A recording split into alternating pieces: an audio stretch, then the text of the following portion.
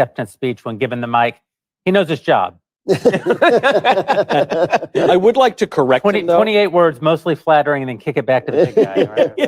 The one correction, though, for what Cabot said, he said he was kicking it over to the big guys. There is only one giant guy on set, that is Dennis Prager, followed perhaps by Matt Walsh. The rest of us very moderately sized guys. Dennis, you would appreciate the showbiz of this joint.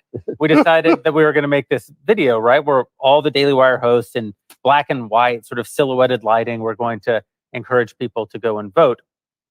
It worked.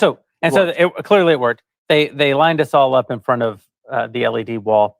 And they framed up the picture, and then the director came over and said, "Yeah, you're all too short except for Matt Walsh. So we're going to make you stand on a box, and we're going to make you stand on a box. We're going to make you stand on a box." I wish you had been there so that Matt would know the humiliating reality of being asked to step onto an apple box. You know? So, guys, on a scale of 1 to 10, how good you feeling right now? Like, really, let's just enjoy, right? There's gonna be so many more battles in the future. There's gonna be so much more to come. The left's just gonna go away. I understand that it feels in the moment as though, the 1,000-year reign has begun. but in reality, there will be battles for tomorrow. But let's just take a moment to just bask in the awesomeness that is America, because this country just kicks royal ass. I mean, seriously, the American people stood up on their hind legs and they said, "No, we are tired of this. You have been proclaiming that Donald Trump is not normal for 8 years at this point. For 8 long years, you've been claiming that he's not normal. And what you mean by that is that he acts kind of weird and says kind of funny things. But the actual normal that we want is, to be able to live with our families without you bothering us and telling us that our kids are members of the opposite sex, and that we ought to be able to keep the property, that we build wealth and actually create things and then keep the products and exchange them, and that we ought to be able to have a safe and secure border, and that we ought to be able to have a powerful America." That's normal. Normal is what my parents wanted, what my grandparents wanted. That's normal. And you know what? I don't care what Donald Trump says. I care what Donald Trump does. And what Donald Trump does is he brings back the normal. And so the normies rose up yesterday and in a fit of righteous wrath smote down the non-believers in normiedom. And it's damned wonderful. It really is. It just is great. It's great. I feel great. I feel like I'm on cloud 9. It also could be slightly sleep deprivation because 2 hours, about 48 in the last 48 hours.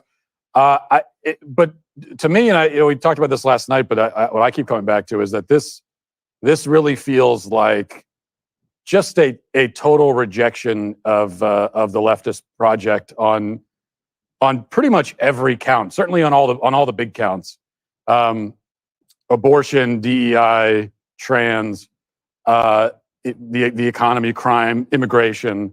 This was just a total rejection of the leftist position and all that. Now, you hesitate to say that because it makes it sound like, well, it's over. We can all go home. The fight's over. Of course, it's not. The fight now. It's just a matter of, well, we know that we know we have a winning argument on all of these things. We have the winning argument, but to translate the winning argument into actual victory, beyond this election, legislative victories, policy victories, that becomes the. Can I just say before everybody else jumps in, I want to give a special shout out to Matt Walsh, because I was talking with Jeremy and Dennis a little bit earlier. And listen, everybody at this company has been working unbelievably hard to make things like this happen. That's what we do here, which is why you should, in fact, go subscribe and join us. 47% off with code Trump, because he's the 47th president, thank God. But Matt's 3 big sort of hits over the past 3-4 years. What is a Woman, which made the trans issue absolutely toxic to the left and was used in every single major campaign this election cycle. The Budweiser boycott, which was the American people saying, you are not allowed to just leverage down on us a bunch of trash that we don't want. And then combine that with what you just did with Am I Racist, where you completely exposed DEI for the grift that it is, and you were knocking out the legs of their stool. And those are all major components of what just happened to the Democratic Party last night. So special shout out to Matt as works hard. And of course, the entire company, which, let's be real about this. Only Jeremy Boring would have made those films and would have produced those films. Only I would have signed off at a very tangential level on those films and let everybody else do the work and then, reap the benefits, which is what I do here. And that's it. But Matt, really spectacular job on that. Yeah. I'd like, if I may, I want to describe. I analyzed my own self. So last night, to my shock, I didn't feel happiness. I felt overwhelmingly shock and relief. Today, it's all happiness. But I figured out why, and I gave this analogy on my radio show. If you see a drunk driver just about to hurt a loved one, maybe kill them or certainly terribly injure them at minimal, and then at the last moment, it hits a lamppost, the drunk driver hits a lamppost, then what do you feel? You don't feel elation at that moment. You feel shock and relief. That the drunk driver is the left, the lamppost is the American people. The analogy to me is perfect. That's what happened, and that's why I understand. My first reaction was not, "Wow, terrific! Your beloved, my country is my beloved, just as my family. Believe it or not. I mean, if I don't have my country, yes, it's wonderful to still have your family, but people had their families in the Soviet Union. It didn't compensate for what they had there. So that is my transition from relief to happiness, like the drunk driver." I think that's beautiful. I think it is a perfect analogy. And when every time that I've been drunk and almost about to hit the lamppost, I have nowhere to go with that because, like Matt Walsh, I slept 2 hours, so I can't finish any joke. Instead, I'm going to kick this thing over to our dear friend, host of the Megyn Kelly Show. I think one of the most important shows that is not on the Daily Wire, and always a pleasure to have here with us, Megyn Kelly. Hey guys, how's it going? Did you feel relief or did you feel happiness? Joy cometh in the morning. Cometh in the morning. I felt both, but I'm more in the happiness camp. I just feel like the people who are chopping up our children and opening our border and allowing these illegals to kill our young women are evil and must be stopped. They absolutely have to be fought and defeated. We tried being nice. They didn't listen. And therefore, it was hand-to-hand combat, and we won. We won. And so I feel incredibly gratified and hopeful about the fact that that nonsense is going to stop, and soon. Yeah. And we finally have a powerful warrior in the top position, and there's actual real agenda items he can do to stop those things I just mentioned.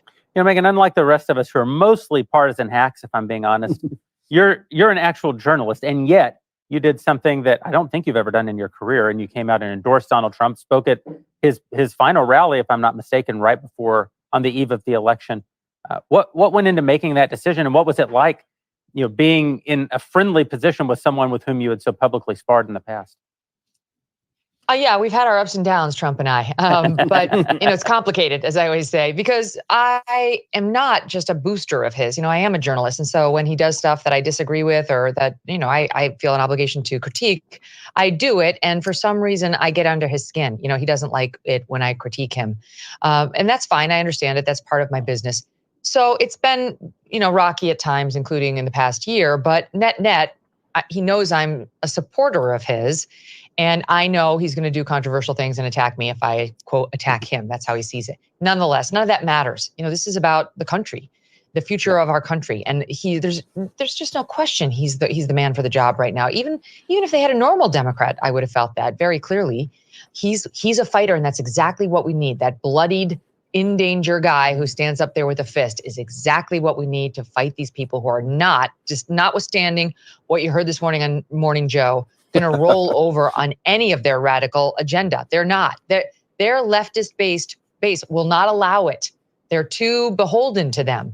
I mean, I think Matt Walsh knows this firsthand. These little darlings are really important to them. They are not going to let go of the trans radical ideology. They are not going to let Rachel Levine go into the night and be forgotten. This stuff matters to them. So we need that guy. We need the guy who stood by Brett Kavanaugh. We need the guy who got up when shot. And so for me, it was a no-brainer ultimately when asked, do I show up there and support him on his last night with the message in particular to women who might be gettable for Donald Trump, but on the fence about him still and considering, can I handle him for 4 more years? And I just felt like the second point is they'd been so overwhelmed. They'd been deluged with information about how if you're a good woman, if you care about women's rights, there's only one clear choice, and it's her. And I felt like being somebody who is more, middle of the road in her politics, I could speak to them. I could speak their language to convince them as to why there is only one clear choice, and it's him, not her. Well, I'm glad that you were able to have that conversation. Obviously, Trump actually managed to pick up a few points with women in the election, which is sort of to everyone's great surprise. And I don't think you obviously played some role in that. And I think it's very brave of you to show your shoulders here now that the Reich has begun. Obviously, it's all Handmaid's Tales from now on. Megyn, where's your bonnet? I don't see any bonnet on you. Megyn, you know, I got it right over there. I want to get your take on sort of the left's reaction to this. So last night we were having a discussion as this all emerged, and we were experiencing the sheer joy and wonder of the evening as to how they were actually going to react, as who they were going to blame. My suggestion, because as always I was wise and brilliant, was that they would blame the American people. And they promptly have been doing just that. And it feels like this election has finally loosed the fetters upon them, and they are now finally just going to say the thing they've always wanted to say about the American people, which is that we're a bunch of rubes and hicks and horrible people, and it's not about social media, it's not about the Russians, it's just about us. So it feels like they're just going deeper into the crevasse. I mean, we've had so many examples of that this morning. They, of course, have been railing about these damn Latinos who for years now they've been calling white adjacent as they express their conservatism. And so they've got to be written off because they are a minority group, but it's not okay because they're not pro-Democrat. And, you know, that can kick you out of the cool club and suddenly you're white adjacent. And that means, I guess you're going to get mocked on The View every day. Then speaking of The View, you had Sunny Hostin come out today and rail on these damn uneducated people who are to blame for her loss. They're uneducated. And of course, by that, what she means is non-college educated, which in her elite world, she went to Harvard, her son's at Harvard. Sunny Hostin went to Harvard? You're dumb. What Yeah. Really? Pretty Oh my sure she God. went to Harvard. Yeah, for, No. Oh, God, I could be it's wrong, so on law shameful. school. But her son is definitely at Harvard. And her daughter's probably there. And she's railing today about how her daughter has less civil rights than she had. Why again? You live in New York. You can get an abortion one day before birth. Well, I don't know what she's referring to, but she's deeply concerned about the civil rights of her child and our country. And they are all multimillionaires, including Sunny and her daughter, and they live in a state that looks like Mar-a-Lago. But she wants to go out there and cry like a victim, just like we saw from Michelle Obama and Beyonce and J-Lo and Oprah, who have been made billionaires in some cases from this country. But when we don't do what they say, we have to be berated for our racism, our sexism, our internalized misogyny. Take your pick. I'm just glad that Michelle Obama will have exactly one single moment in her entire life when she was proud of this country. Yeah. At most. She can hold on to something. And Megyn, Well, I mean, the celebrity factor was so annoying throughout the whole thing, and it didn't work for them. And they don't learn. They did this with Hillary Clinton. Who on the Democratic side didn't stop to say, who is Trump doing well with? Oh, it's the working class across all races. Well, how can we reach them? Oh, I've got it. Taylor Swift. She's going to be able to rule in these white working class guys, these Hispanic guys who are feeling absolutely not. They didn't even try. They're just so drunk on celebrity that they did the trick they always do. At least Taylor Swift is genuinely beloved and talented. I don't understand how we live in a time where Cardi B can be invited by the sitting vice president of the United States to address her supporters and give an endorsement. I mean, what is Cardi B famous for doing? Ben, all my your soul hilarious sister. responses to that are unspeakable. So yeah, I actually can't. She say teaches English as a second language. She literally tweeted out something like, "What does pee taste like?" And then she gets invited to go speak for Kamala Harris. I have a Kamala Harris joke here, but I cannot say it. yeah, you can't say. In the last like 2 days of the campaign, Kamala also had, I believe it was Jennifer Lopez, Christina Aguilera, and the Lady rapper Gaga. Fat Joe, which are really powerful celebrity endorsements in the year 2002. And that's what that was kind of her Right. closing. That was her closing argument. Well, that was what and happened. Sorry, go on. Megyn. J-Lo was out there like, I want to speak to Latinos and how terrible what they said about Puerto Rico was, and going on. Meanwhile, that didn't move the needle at all. This is how out of touch they are. And I think about the Megyn, I think- Oprah. Remember the Oprah round I table? do wonder with J-Lo, Similar. I do wonder if people looked at her past judgments with men, Yeah. like P. It's Diddy, a thing. who she dated, and went, maybe she makes bad decisions about men kind of generally. I mean, when you're just going through the white party list for your final reach out for the campaign, it feels not like a great thing, probably. Exactly right. I mean, not to mention, I don't like bringing people's kids into it, but she's obviously got a kid who is having identity issues. She's got a stepkid who's having identity issues. This is no accident. You know, they live in this world in Yeah, of which course. identity is everything. It gets prized, it gets pushed. They get social rewards for having said kids. They're conducting social experiments on their own children. Then they want to get out there and lecture us about the future of the country. And I'm so thrilled that America saw right through this BS. And not only did they see through it, it was definitely one of the issues that rose to the top of this campaign, and it made people vote. Megyn Kelly, thank you very much for spending some time with us on this joyous day. By the way, did I It cometh. promise? Did I promise I would take a drink? Yes.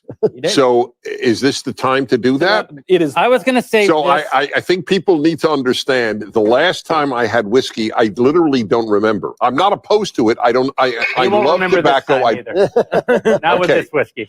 Dennis, I would What hate is to make this? you What drink is it? alone. So I understand. So what are you giving me so I can tell people what I had? little Balvenie 12 double wood. Balvenie 12? Yeah, this is a, Oh, this is a Balvenie. very nice. We were going to Sounds save like it. a shampoo to me. I don't understand. I don't bet Even better than Balvenie 12. Balvenie 11. All right, what Thank is you, sir. is it a More scotch? than What is it? So yes, no, it's, yeah. it's a single malt. Do you like drinking? Oh, you don't either? We were going to save this. Yeah, for what? Well, let's let the people at home see this great moment from last night's show Oh. where we learned that Dennis had not had a drink in some of our lifetimes. Here's my vow then. If Trump wins, I will drink anything you give me, which All is right. more than I have drunk in 50 years. Oh, I love tobacco. I don't like alcohol. I will drink. You will raise a glass. It is no question about it. And so Well, I'm really on tape here. Yeah. Okay. I give you. you're a man of your word. I am a man of my word. So what I do know this question. What proof is it? It's that's 600 proof, I think. Yes. Oh, you know, you're a 300% sadist. alcohol by volume. That was cruel. We'll find. Oh, You'll find out soon enough. What This proof is to make it masculine and official. Mhm. We got you. Wow. That is a form of heresy. Put that- Oh, I Yeah, get an really. umbrella. That is cool. A To chin joy, chin. Brad, Yes, that is vibes. correct. Yes. If I have to drink, it's with you guys. I want to do it. All right.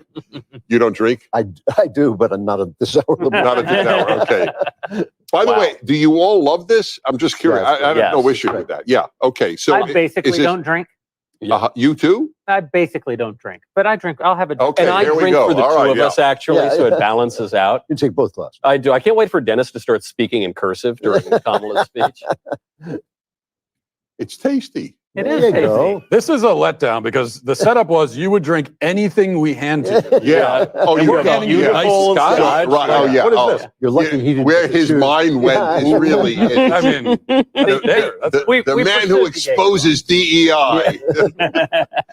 They are setting No, up. I'm not joking. No. This, it's tasty. We just got him off the wagon for the first time in day. Dennis is going to end up in a gutter now. I was going to because say. of it. Wait, at the end of the so guy's career. seriously, what is it known? Is it a scotch? Is it a, what is it? single Scotch, malt. single malt scotch. Single malt scotch. My Yeah. son loves it. My father loved it. I am the black sheep in my family. Dennis, if you drink anymore, you'll be eligible to run for president as the vice president of Joe Biden. So Yeah. they, I they are can't taking- believe I'm enjoying it. I can't believe it. Well, and by the way, Dennis, you Yeah. think your first glass is good? The third and fourth glass are much Seventh is the best one. Yeah. They're over at Howard So the University best right now is this setting with it the up. cigar. Where's the story with the cigars? I put in an order for cigars. I there don't will know. be there will be cigars. Okay. Listen, this is what Pace happens. yourself. This is what happens when you want to surprise Dennis Prager with a little pink umbrella. I specifically told the team to have all this ready for after the concession Yeah. speech. We're going to have a nice cigar. We're Oh, going I blew it Listen, by mentioning. You blew it. I mean, Yeah, it's fine. yeah. I'm It's fine. sorry. You should have told me. That would.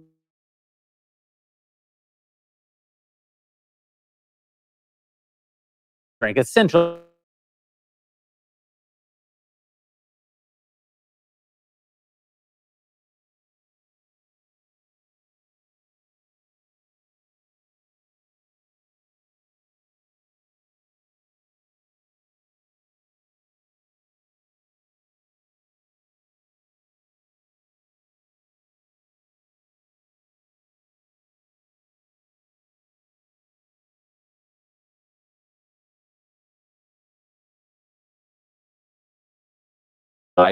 tie. That is because my mother gave me this tie.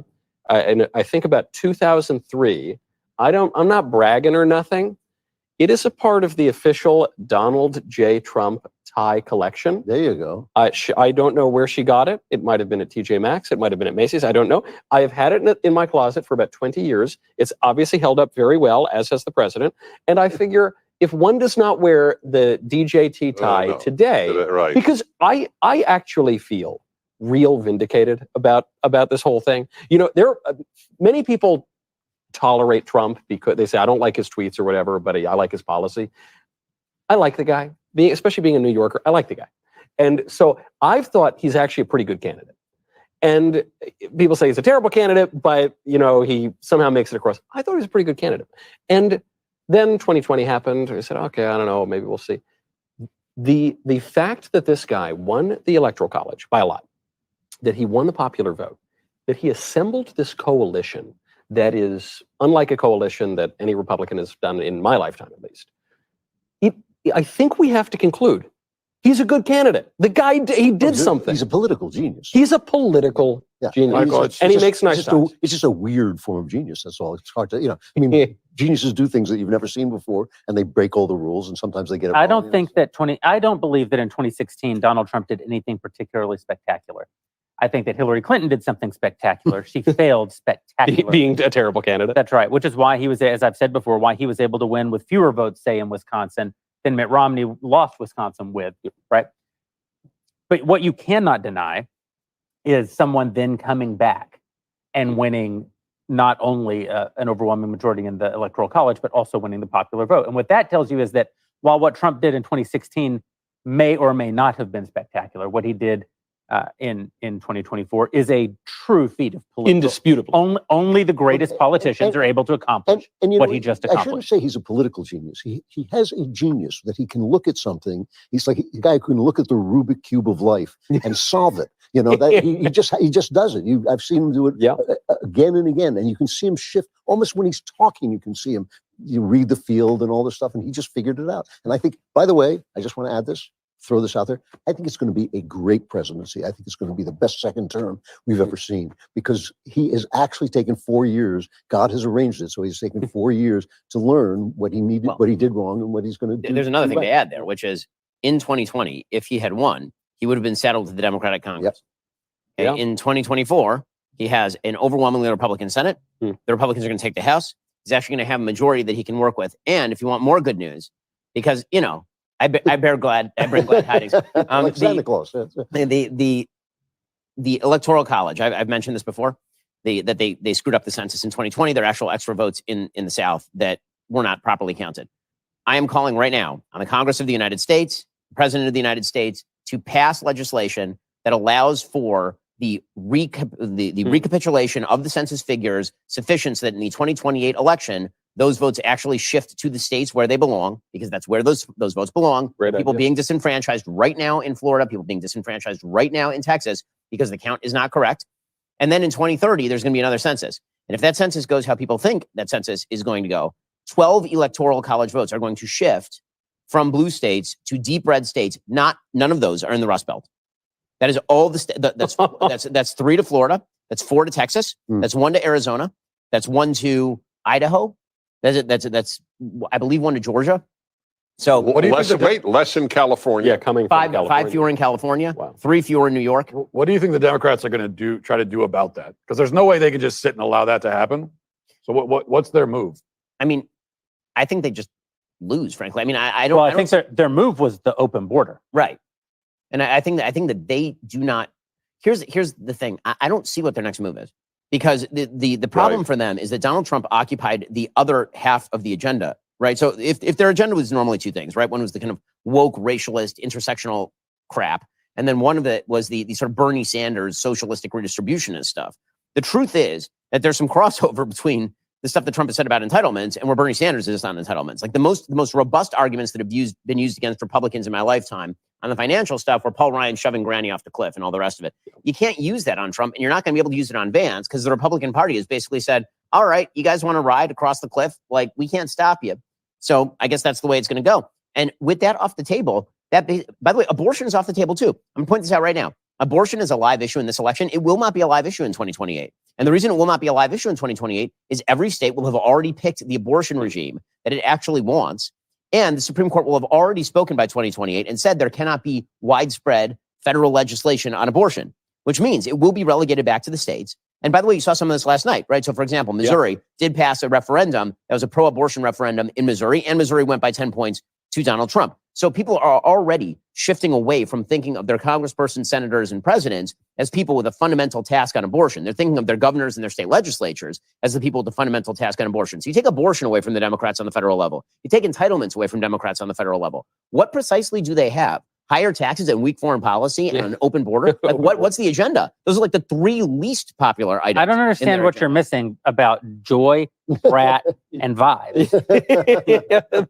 Another thing, if Trump had won in 2020, he still would have had COVID, and they still would have had COVID to beat him up with. Yeah. It was still this, it was right in the middle of. And he would have had to deal with inflation that was being put, it was spending that was being pushed by Democrats, but Republicans let it through or didn't have the strength. Although to stop Biden amped it up. Biden amped it up with the Inflation Reduction Act, increased inflation. Of course. My favorite name, yeah. But he would have been dealing with a lot of economic challenges. That Well, part of the grace that's obviously the country received enormous mercy from God here, but so did Donald Trump, because Donald Trump deserves a lot of blame for what happened in 2020.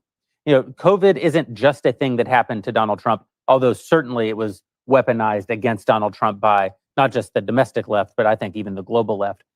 But also the worst aspects of Donald Trump's presidency were his handling of COVID. And in a way, God spared him from having to be the one who paid the immediate price for those policies that he allowed to happen. I mean, he surrendered the country to Anthony Fauci for months and months and months. Although you're right, I think you're too hard on him, since every other Western leader did the same thing except Ron DeSantis and Sweden. Well, but eventually, but I don't think this is fair. I think that we should hold Donald Trump to a high standard. I don't think we should hold him to no standard. Donald Trump doesn't purport to be like every other Western leader. He purports to be the one of one, the wrecking ball, the guy who can't be pushed around, the guy who sees through the bull crap, the guy who doesn't buy the conspiracies. And I would further say that when we point to the way that the global Western leaders responded to COVID, I believe that a large portion of what originally inspired their response was attempting to defeat Donald Trump. Meaning that I even think that the heads of states of other nations were engaged in some level in a try to defeat Donald Trump, because he had made them all crazy. And when Donald Trump gave his "we're going to reopen on Easter Sunday" speech, which was basically America will rise again on the day that Christ rose, it was one of the great speeches, I believe, in American presidential history. Had he done it, I would have voted 4 times for him. No, I agree with you about he didn't. I agree with you. I don't think he handled it well. I'm not sure. Again, I just think you're being too hard on him. There was this thing. Who would you listen to if a plague came through? Literally last night, though, we were saying that maybe he shouldn't have gone to war in Afghanistan, when literally any president of the United States, left, right, center, RFK Jr., Ron Paul, would have bombed Afghanistan over 9/11. Not Ron Paul, but all the other ones. But first, I agree that Trump did the wrong thing, but also George W. Bush had a freedom agenda for the Middle East, which was a big mistake. George W. Bush developed a freedom agenda for the Middle East after 9/11 and the realization that we had to go to war in Afghanistan. That's what I'm saying. But anyone would have gone to war in Afghanistan. Okay, but Donald Trump would go to war in Afghanistan if they knocked down the Twin Towers. That aside, I think that you're arguing past each other just a little bit, in the sense that it's not a matter of blame. The reality is that bad decisions were made during 2020 by President Trump, decisions that none of us liked. He got a reprieve by the American people. Yes. The American people, we're giving Donald Trump a lot of credit, and he deserves an enormous amount of credit, right? I mean, I really think that, I read the famous Teddy Roosevelt quote on the air today about the man in the arena, right? I mean, that really is Donald Trump. He deserves an enormous amount of credit. The people who deserve the credit are the people who voted for Donald Trump. The people who showed up in droves to vote for Donald Trump because they rejected all the things that they were being told about themselves and about their country. Now, there are a lot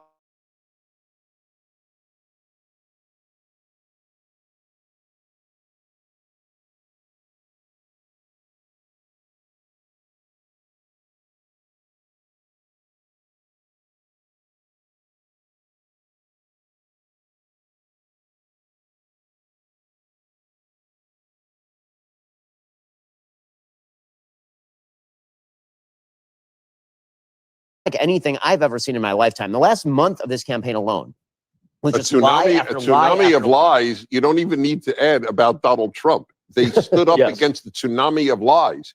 This is what I am convinced that they're charged that Trump always lies, and the Washington Post, which is almost defunct, listed 2,000 lies allegedly. Yeah.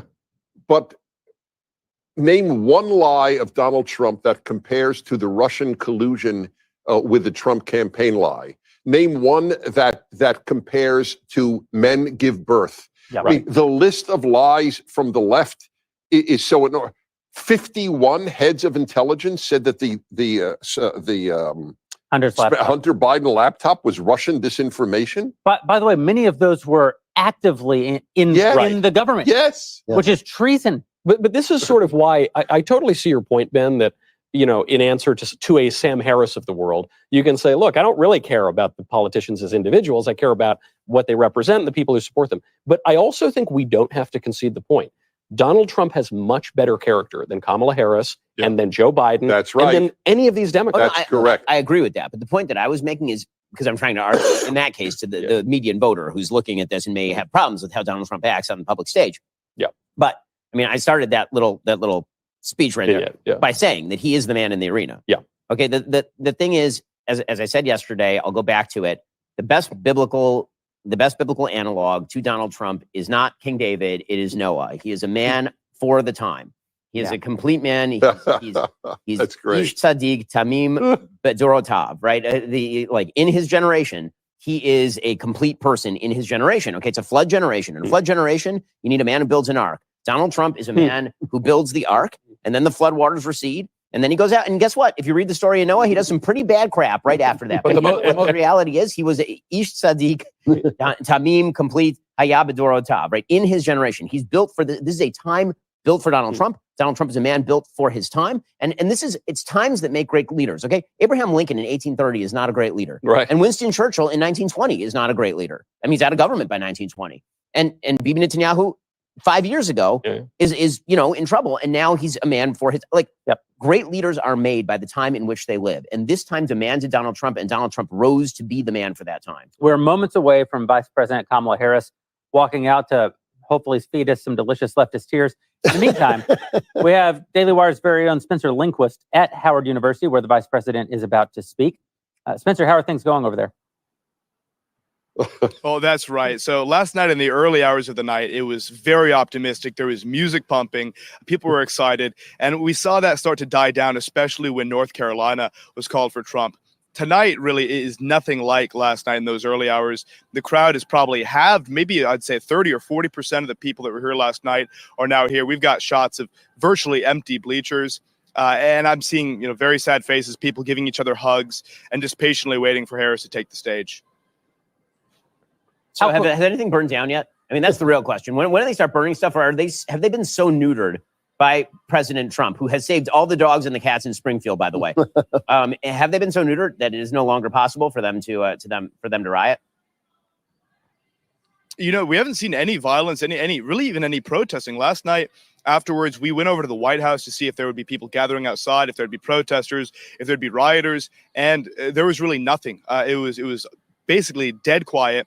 And, maybe they've just tired themselves out after a decade of going up against this man who, of course, has just been bouncing back from everything that they've laid against him.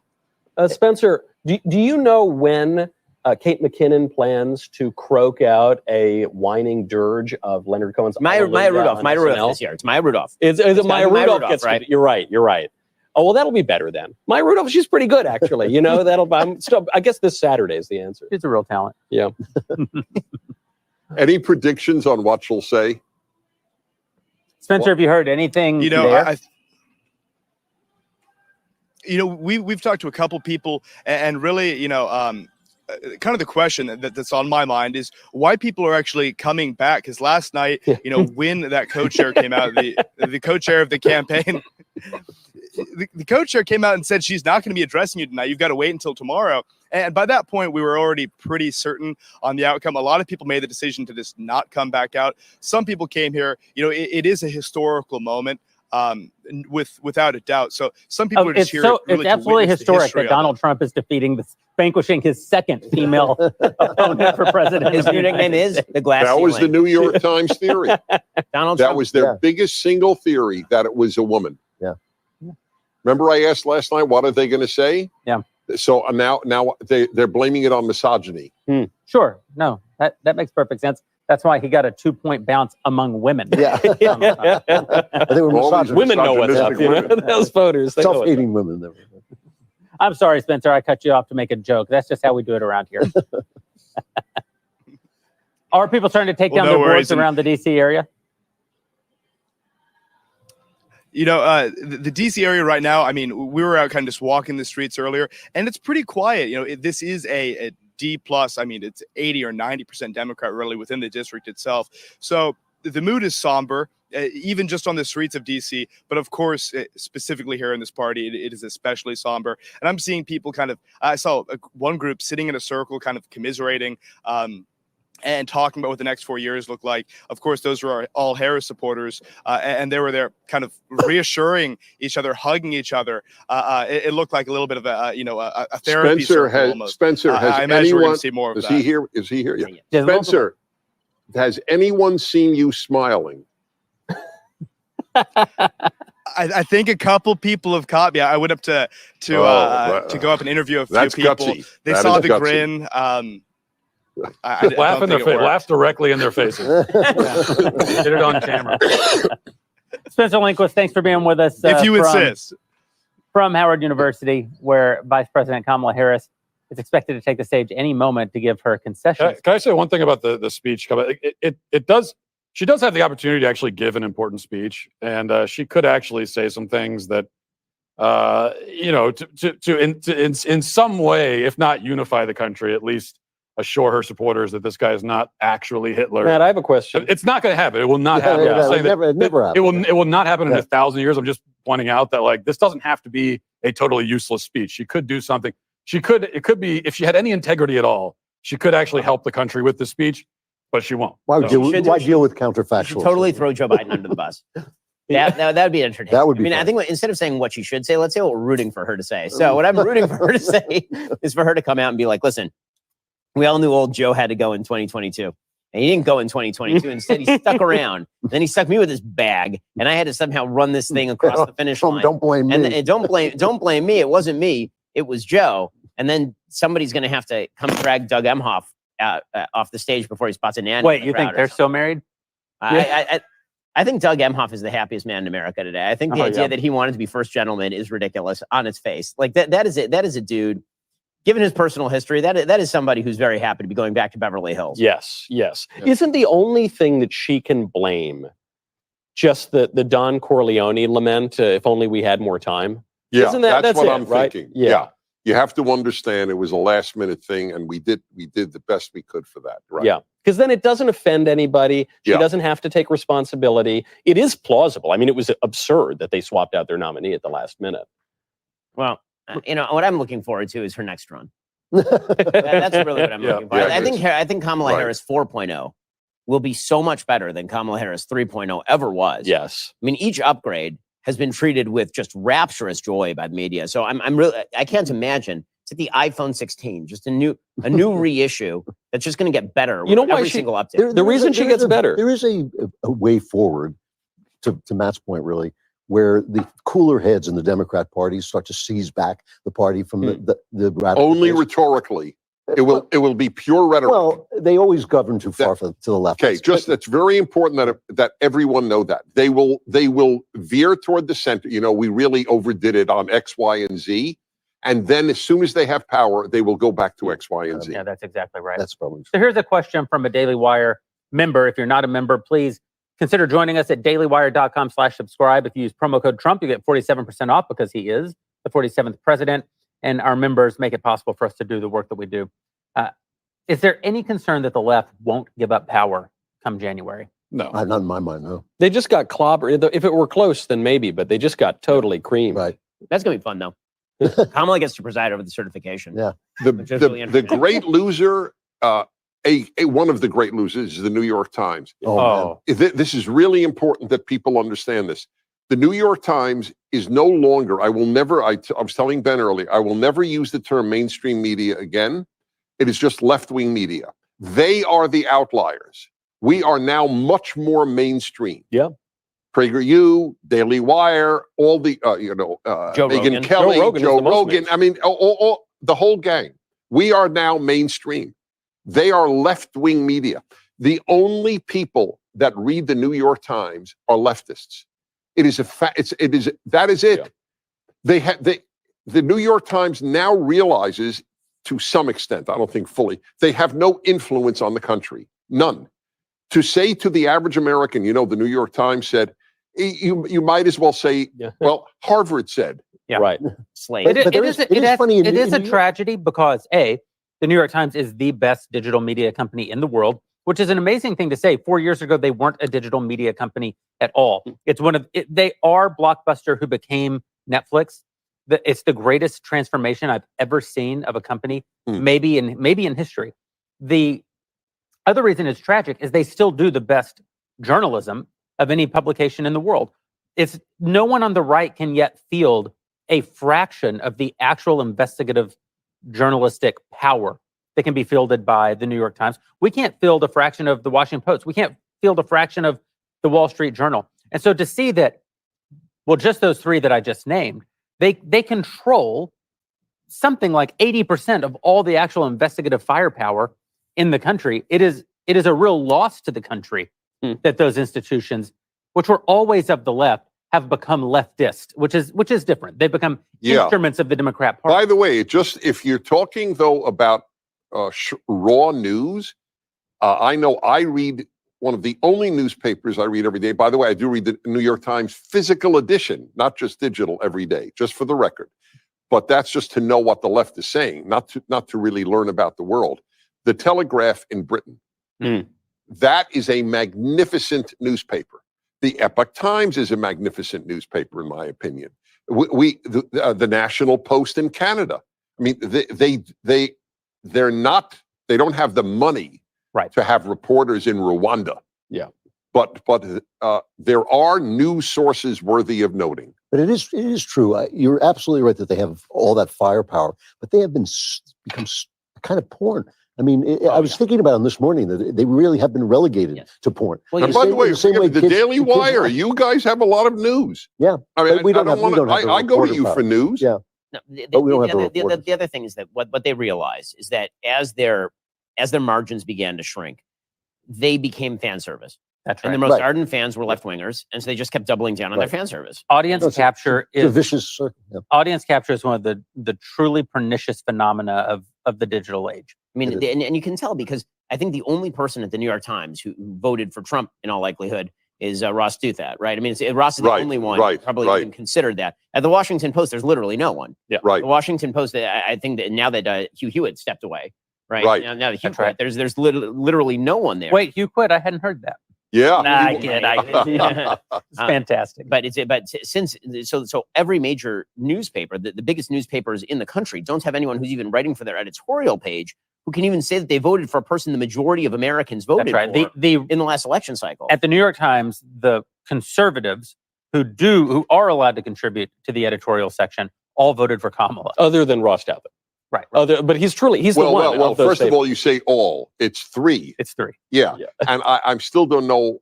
I don't know. I know what's conservative about Bret Stephens, obviously Ross Douthat, but what is conservative about David French?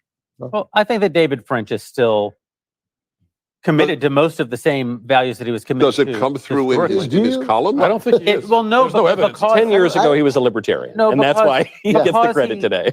Because he is so outraged by Donald Trump that he's willing to side against the people who want to advance the things that he writes in favor of. He doesn't What's a conservative so he's abandoned our values out of hatred of Trump. Yeah. That's called derangement. Well, that is true. Well, certainly, I think it is derangement. No question about it. I don't think that it's the same as him being a leftist. It is correct. The practical effect is the same. Yes, that's all that matters. Practical effect is right. He's become a quisling for the left in a bizarre belief that if he does so, eventually a right that he approves of will emerge. That's right. You know, right? I was that's on the problem. Today. I was on Piers Morgan's show with Joe Walsh, who was a right-wing radio host and congressman who then, I think he ran for president, but he Yeah, just that's supports right, Democrats now. And he said, we were arguing about something. He said, but Michael, you don't understand. I'm a Republican. I'm not a Democrat. And I thought, I actually kind of like the guy, but I thought, man, you can't. I think you get like 3 election cycles. If you don't vote for a Republican, you're out. Okay. And it is true that their derangement causes them to also not support any other Republicans. So when you have, listen, I said last night, I think Jonah Goldberg is one of the greatest writers in the country, and yet he can't even support a Ron DeSantis. They can't even support a Ron DeSantis because Trump has made them so mad that anything that isn't like Jeb Bush, they're going to oppose. Completely self-inflicted wounds because I had Jonah Goldberg did a course did a video for PragerU. Jonah Goldberg, I think Liberal Fascism is one of the most important books of the last 50 years. And he has rendered himself less important. I don't know. That's why derangement is not an invalid word. Well, because I think that one of the things that's been it is happening on a lot of sides of the aisle is we now have gotten to the point in American life where if people don't vote the way you want, you're disappointed in the people. And you can't function in democracy where you're constantly disappointed with the people. It makes it very difficult to actually believe in the country when you're constantly disappointed. But Ben, what's the Mencken quote? Yeah. Democracy is the theory that the common people deserve the people know what they want and deserve to get it good and hard. Yeah, and that's true. But it also means that you have to have faith that eventually they're going to make some good decisions, and that if they make a decision that you don't like, maybe there were some decent especially to be disappointed to have these commentators that are disappointed in the people. Well, our whole job is to convince the people. It's what we do for a living. And so if the people aren't agreeing with you, then you could be disappointed in them, or you could be disappointed in yourself. You didn't make the case. You didn't make the argument. That is absolutely true. And it's the people's country. Ultimately, they get to choose how they want to live. And this is exactly my point last night of I didn't want Donald Trump to be the nominee. I didn't vote for him in the primary. That's what primaries are for. The majority of Republican primary voters disagreed with me. They win. Now Donald Trump is the nominee. The question before me isn't who. The question before me in November of 2024 isn't who would I like to see be the Republican nominee for president. Right. That question is settled. Yes. Yeah. There is one. Perfect. That's right. And on this point of people kind of coming together, the Republicans did unify here in the general, and the election was conducted efficiently and with sufficient margin that we found out on election night. Remember when we used to do that? And so I think it gave people, and this actually is important for the Democrats, even if they won't admit it now. It gave people a confidence that the system still holds and that the people's choices are still reflected. That's another reason it's a big evening. Yeah. Right. Yeah, and I mean, I'd said before the election that the worst case scenario, the worst case was Kamala narrow, right? That if I had to have like order of what was good for the country, Trump big, Trump narrow, Kamala big, Kamala narrow. If you're looking at like things that because the worst case scenario that would have been terrible for the country is Kamala sneaking it out at 3 a.m. by a margin of 2 votes in Wisconsin. Yes. It would have been awful for the country at every possible level. So we got the best possible scenario because God has shined upon this country once again. Yeah. But it is a very good thing. That's why I think you're not seeing, because it was a clear-cut victory. I think that is a good thing. And again, Democrats are going to have to go back to the drawing board, and they're going to have to think to themselves about what they have done wrong. You're going to have to go back to the corner. You're going to have to redo your homework. You're going to have to figure out exactly what it was that went wrong. Because if you think about Barack Obama as a singular figure who was elected for a host of reasons that really had very little to do with his policy, which is actually what he was, right? I mean, he was a singular figure in himself. He's a great speaker, obviously his personal characteristics, his race, all of that kind of stuff. The last successful national Democratic politician, truly successful, is Bill Clinton, who today would be characterized as a moderate Republican by his agenda.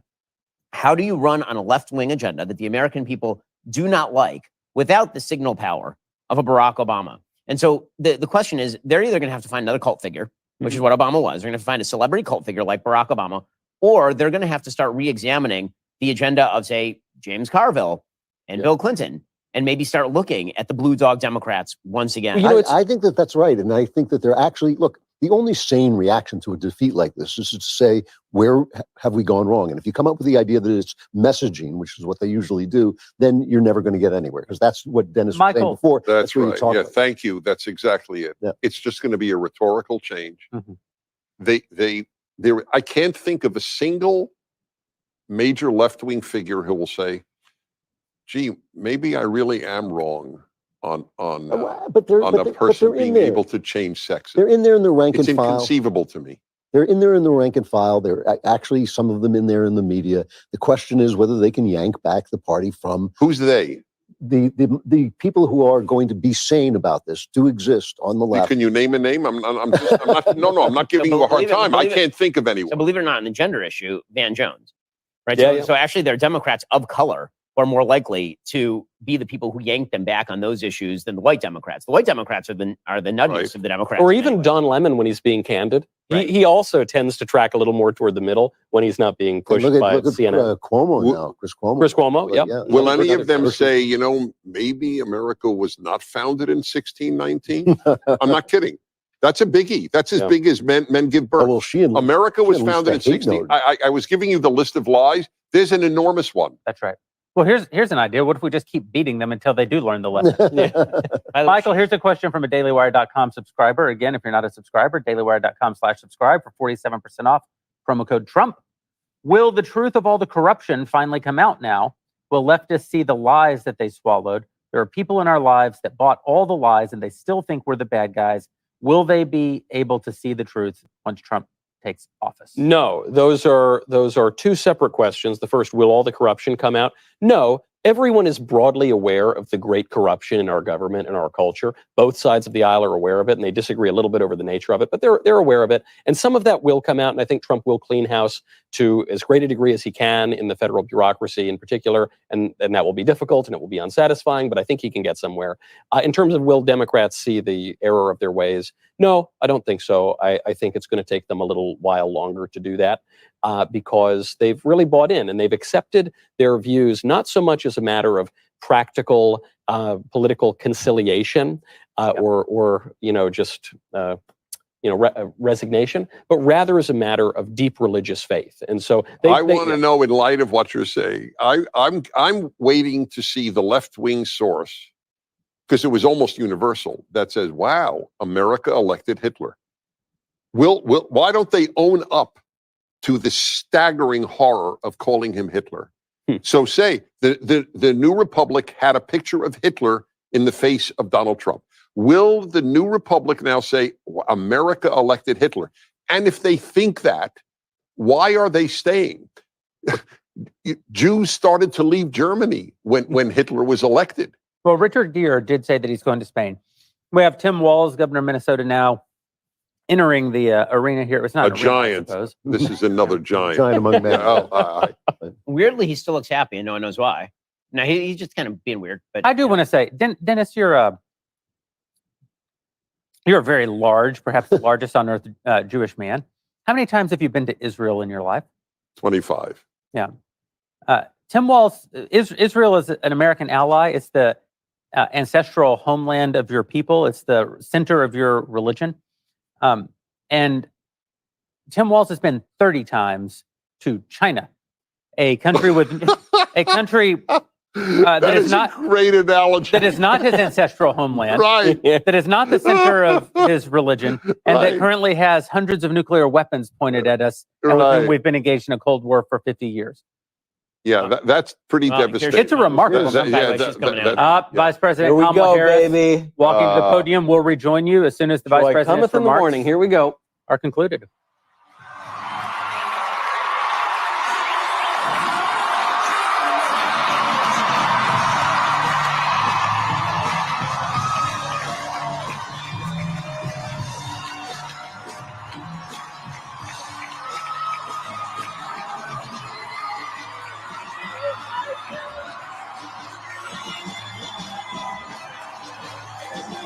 Good afternoon. Good afternoon. Good.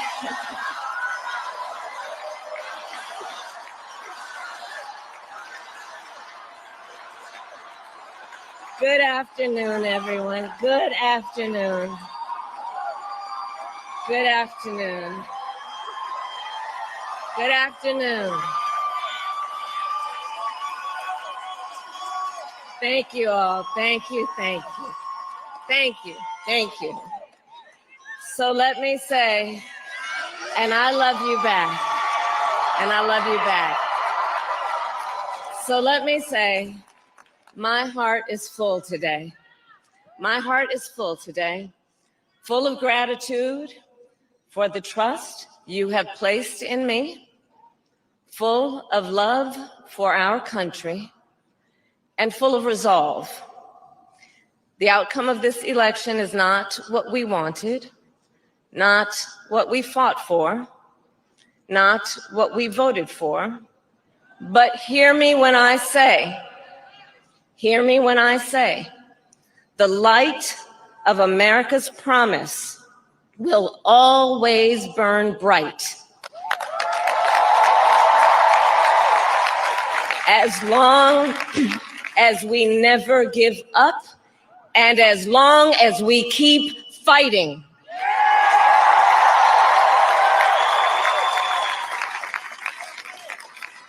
To my beloved Doug and our family, I love you so very much. To President Biden and Dr. Biden, thank you for your faith and support. To Governor Walz and the Walz family, I know your service to our nation will continue. And to my extraordinary team, to the volunteers who gave so much of themselves, to the poll workers and the local election officials, I thank you all. Look, I am so proud of the race we ran and the way we ran it. Over the 107 days of this campaign, we have been intentional about building community and building coalitions, bringing people together from every walk of life and background, united by love of country with enthusiasm and joy in our fight for America's future. And we did it with the knowledge that we all have so much more in common than what separates us. Now, I know folks are feeling and experiencing a range of emotions right now. I get it. But we must accept the results of this election. Earlier today, I spoke with President-elect Trump and congratulated him on his victory. I also told him that we will help him and his team with their transition, and that we will engage in a peaceful transfer of power.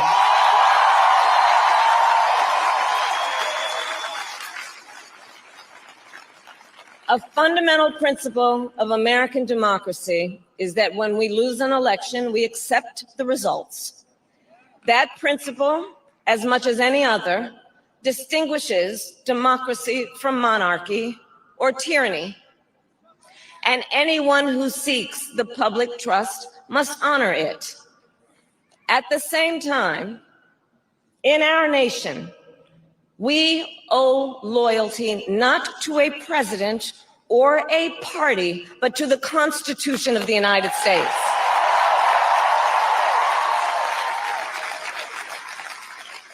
And loyalty to our conscience and to our God. My allegiance to all three is why I am here to say, while I concede this election, I do not concede the fight that fueled this campaign.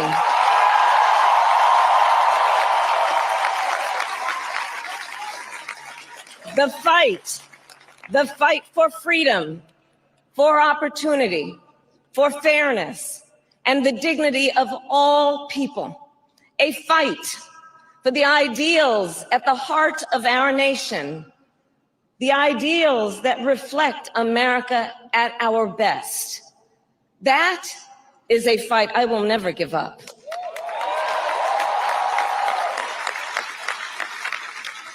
I will never give up the fight for a future where Americans can pursue their dreams, ambitions, and aspirations where the women of America have the freedom to make decisions about their own body and not have their government telling them what to do. We will never give up the fight to protect our schools and our streets from gun violence. And America, we will never give up the fight for our democracy, for the rule of law, for equal justice, and for the sacred idea that every one of us, no matter who we are or where we start out, has certain fundamental rights and freedoms that must be respected and upheld.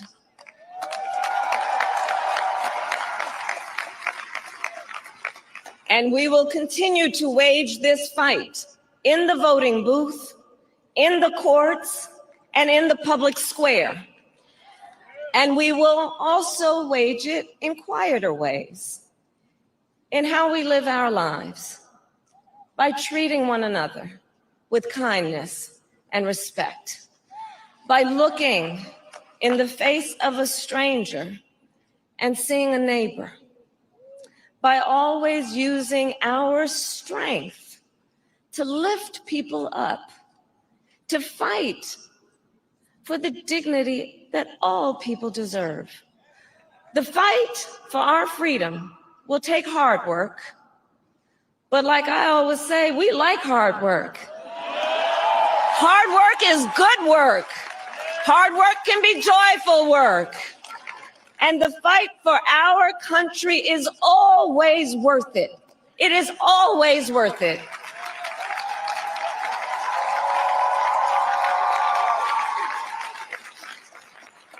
To the young people who are watching, it is, I love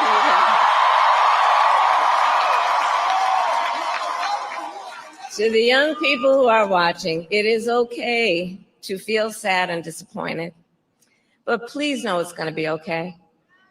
On the campaign, I would often say, when we fight, we win. But here's the thing. Sometimes the fight takes a while. That doesn't mean we won't win. That doesn't mean we won't win. The important thing is don't ever give up. Don't ever give up. Don't ever stop trying to make the world a better place. You have power. You have power. And don't you ever listen when anyone tells you something is impossible because it has never been done before.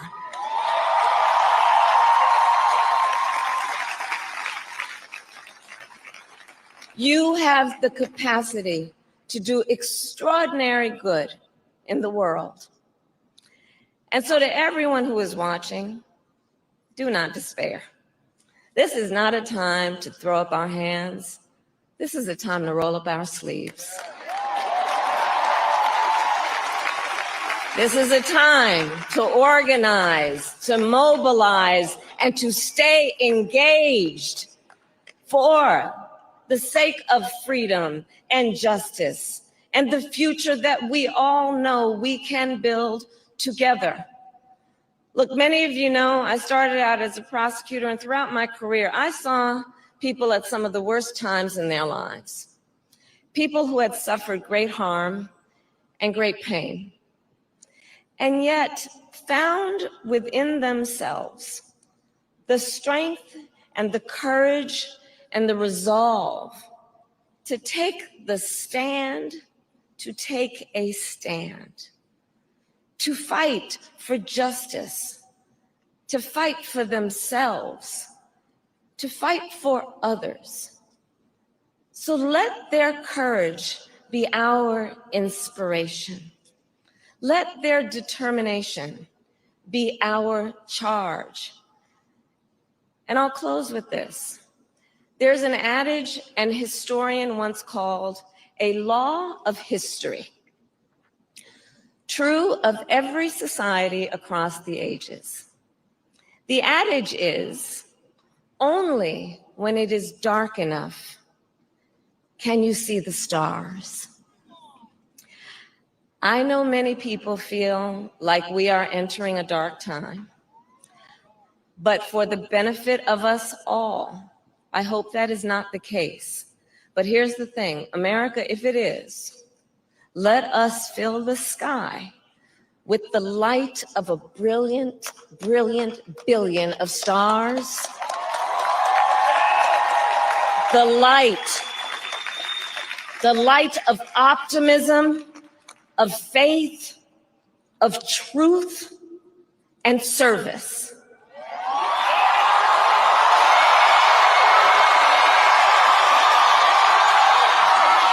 It's you. And may that work guide us, even in the face of setbacks, toward the extraordinary promise of the United States of America. I thank you all. May God bless you, and may God bless the United States of America. I thank you all.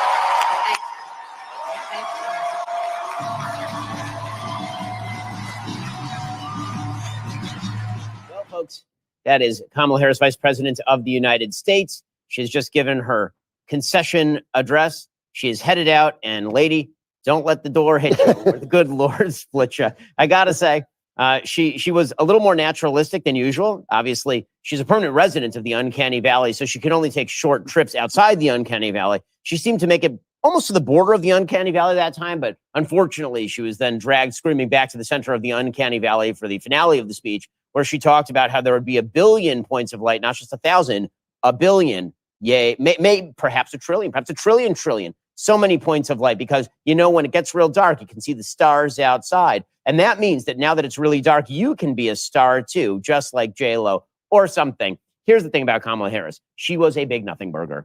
Her candidacy was a big nothing burger. She has always been a big nothing burger. And that little concession speech was also a big nothing burger. So there are a few things she could have said that would have been useful. Like, for example, you remember that time I said that my opponent's Hitler? Yeah, you're going to be fine. She said you're going to be fine. But it's very hard to square that with my opponent is Hitler and you need to vote to stop him. And everyone around him is also Hitlerian.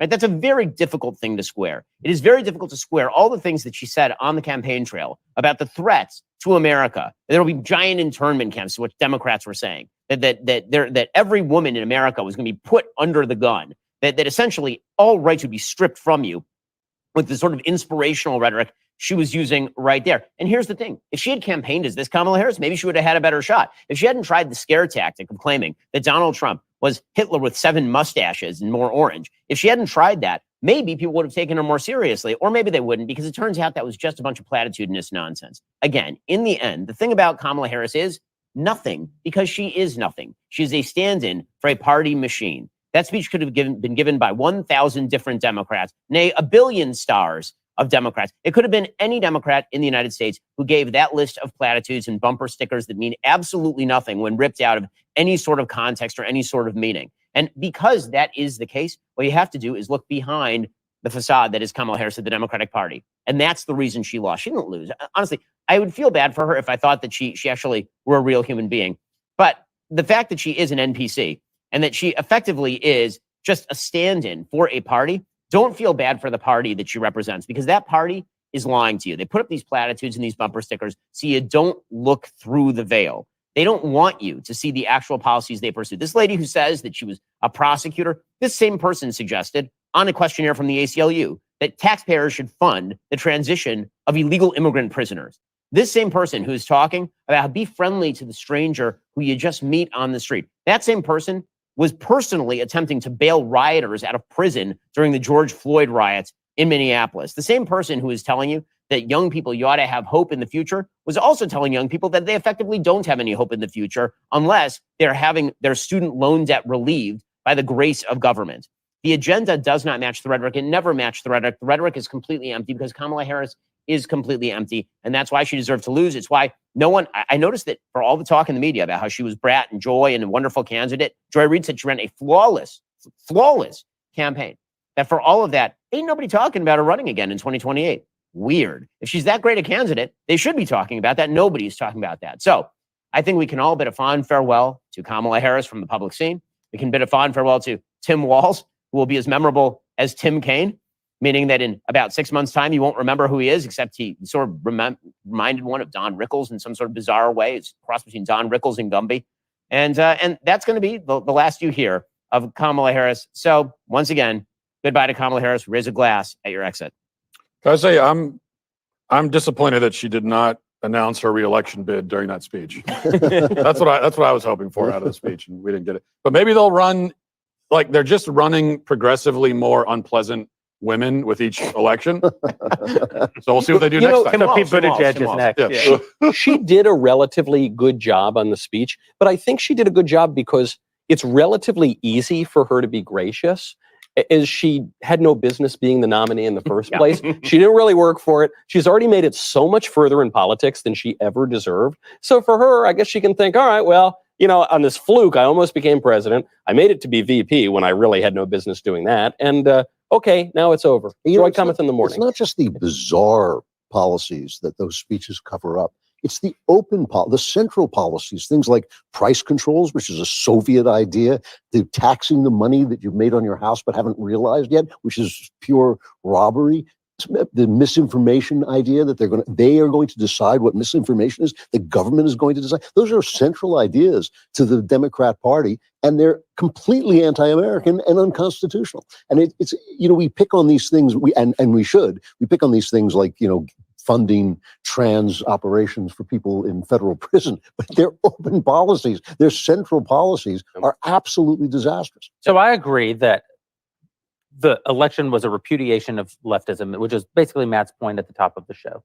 And I agree with Ben that in many ways, Kamala wasn't even a person running for president so much as she was a position, she occupied a space on behalf of the machine itself. They needed something that looked approximately like a human to carry forth their ideas. But people do matter in politics.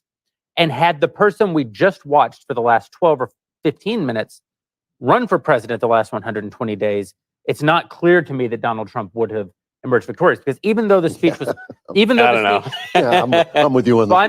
I know that you guys granted Donald Trump immense superpowers and hold, but that person we just watched on stage was credible.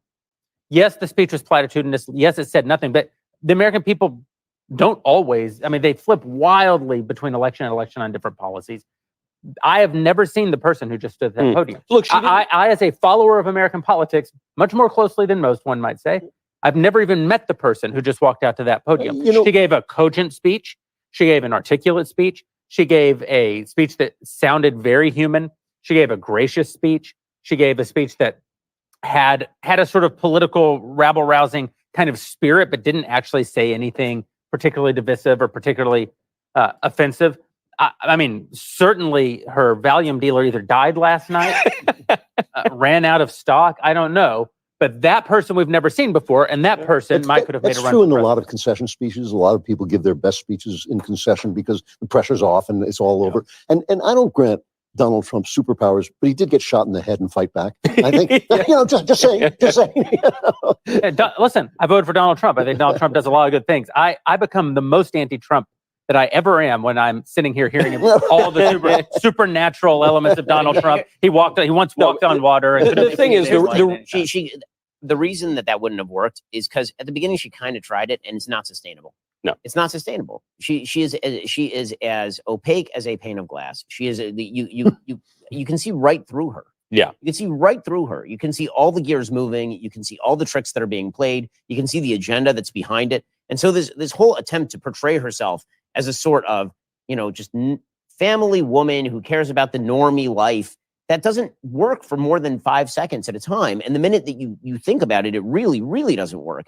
And so, again, I think it's sort of offensive when people play act at it. Normality is actually my life. So my culture is not your costume. Yeah. Right. My culture being a normie is not your costume. The one where I'm married and I have 4 kids and I live in a stable household and I have a stable community and I go to a job and I come home from a job and I take care of my kids. Like, that's my normie life. And I like my normie life. Don't pretend that you're a member of my normie community while you're out partying at Drag Queen Story Hour with your weird husband, Doug. Like, come on. In fact, to offer up something actually kind about Donald Trump, I actually think that part of his unique charm is that he never plays like a normie. So when he goes to drive the garbage truck, he doesn't take off his $3,000 shirt and tie. When he goes to work at McDonald's, he is the famous, wealthy, self-aware, self-deprecating billionaire serving you French fries. Yes. It's not, he doesn't put on the costume of normalcy. No. Well, he's not saying I'm one of you. He's saying I am not one of you, But I like but I like you. Yes, that's right. That is what's different. different about when it. I was down in the Rio Grande Valley with Cruz, the fact is Joe Biden had visited that same community, and that's the community where she made the famous breakfast tacos speech, right? Where you're the wide variety of humanity, just like the wide variety of breakfast tacos. Remember that? And they're still laughing about that. They're still like, what in the what the? Because meanwhile, Donald Trump would be like, Cinco de Mayo, here's my taco bowl, love it. And They're better than any of your tacos. And they don't feel disrespected by that because guess what? Donald Trump isn't pretending to be Mexican. And he's not pretending that he knows anything about breakfast tacos. He's like, yeah, I went down to the local restaurant. I picked up a breakfast taco. It was delicious. I liked eating it. Okay, cool. After the garbage truck stunt, he goes to a rally and he spends 5 minutes telling a hilarious off-the-cuff story about how ridiculous the whole thing was. Right. And how he was afraid that he wouldn't be able to get up into the truck because it's too big and he's old, and then he keeps the vest on because it's slimming and he's fat. It's like, and you watch it, it's hilarious, and you realize that this is the difference. There's some difference between him and Kamala, but this especially, that Kamala is totally incapable of that, both speaking off the cuff and being funny for 5 minutes or for even 1 minute, but also to be self-deprecating in that way. That's just very. Well, by the way, that is a bone question. that Trump grew. You want to talk about Trump growing? That is a bone he grew. Okay, when Trump first stepped on the scene in 2015, 2016, he did not do self-deprecating. That's right. That is something that you actually saw. Like he had that great line where he said, "I'm supposed to do self-deprecating humor, but I've got nothing." Remember with the but he also he also had that moment. He had that moment on the other podcast, the name of which escapes me. Where he said when you invent an ugly name to call somebody, it's got to be like Pume, and I just thought like that is brilliant because he's actually telling you he's a character. Yes. He's playing the character to some degree, and he's happy to let you know it. Here's a question that is worth posing to people in your life that loathe him and loved her, or loathed him and were okay with her. And it just occurred to me now, ask them, do you think you know Donald Trump? They will all say yes. Do you think you know Kamala Harris? Right. Yeah. No one thinks they know. See, this is a great Kamala point, Dennis, because we're saying she did a good job on this speech. Let's not confuse her with Pericles here. We're saying she did a good job because she didn't sound deranged or drugged up or comatose. She still didn't offer anything. And so I agree with your point, Jeremy, that she would have done better for sure if we saw that candidate. I think she would have done better to like 235 electoral votes. I think she's getting a little bump out of that, but she still didn't offer anything. To your point, Ben, she tried this at the beginning of the campaign. It doesn't work. It's not sustainable. One thing that might have helped her in the campaign is if people could have pinned her down on a policy position or an achievement ever once, even in her life. But she tried to be all things to all people, and without any actual convictions, it just totally flopped. And I think the other thing that happened is that even when she would tell stories about herself, they would betray nothing about her. Yeah. Right? She'd say, she obviously relished in telling the story about how Joe Biden called her and said that he was dropping out. And how she said, "Are you okay, Joe? That was her first, "Are you okay, Joe?" But she said, she was doing an interview and she's like, "You want to know a detail that was happening then? I was making breakfast for my nieces." That was the detail. Like, well, that was riveting. Thank you for that insight into She loves Doritos. Yes. She loves Doritos. That came up many times on the campaign show.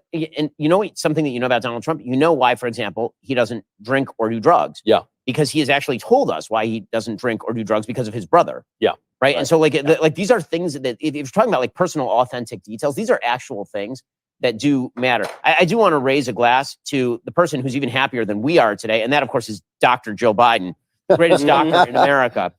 Dr. Jill, if you're watching this, a tribute to you, madam, because let me just say, you and your husband did an excellent job of just putting that knife directly between Kamala Harris' shoulder blades in the late stages of this campaign. Twisting it. Wait. You and Donald J. Trump, you will meet on a beach in Zihuatanejo after where you will be friends, lifelong friends one day, because it is. I have to say, Jill hates Kamala Harris, and Joe hates Kamala Harris.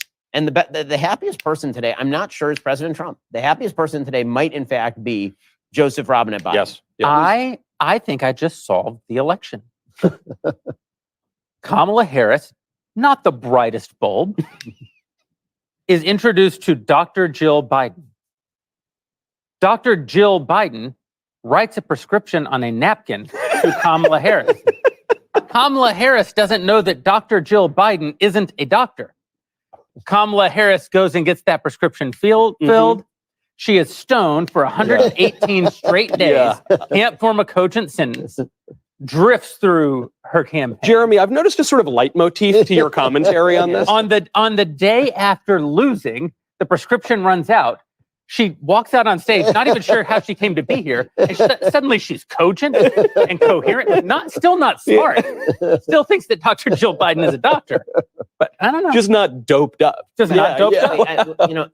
I will say, as insulting as the narrative the media ran out that Joe Biden was mentally competent, which was the most insulting narrative. And I think it really did have a market effect on this campaign. Like if Joe Biden had been the campaign since, if Kamala Harris had been the candidate since 2022 or 2023, this is a very different looking race, I think. The fact that Joe Biden did stick around that long and that lie was promulgated for full on years. And that she contributed to that. And that she and maintained that lie till today. We'll still say that behind closed doors, man's doing back handsprings and such. That the other lie that I can't, there's so many lies about Kamala Harris and her entire campaign that I cannot abide. Obviously, the one personally that I cannot abide is Doug Emhoff Jew. Like if I have to hear Doug Emhoff as an emissary of the Jewish people one more time, my head will turn 360 like Linda Blair in The Exorcist. And Tikkun olam. Vomiting in all directions. But the real lie that they kept saying is they kept telling us how qualified and intelligent she was. I'm sorry, she isn't. She isn't. The proof is in front of you. She is not a particularly bright person. And I know Donald Trump got ripped up and down for saying that she was a low IQ person. She is not a particularly bright person.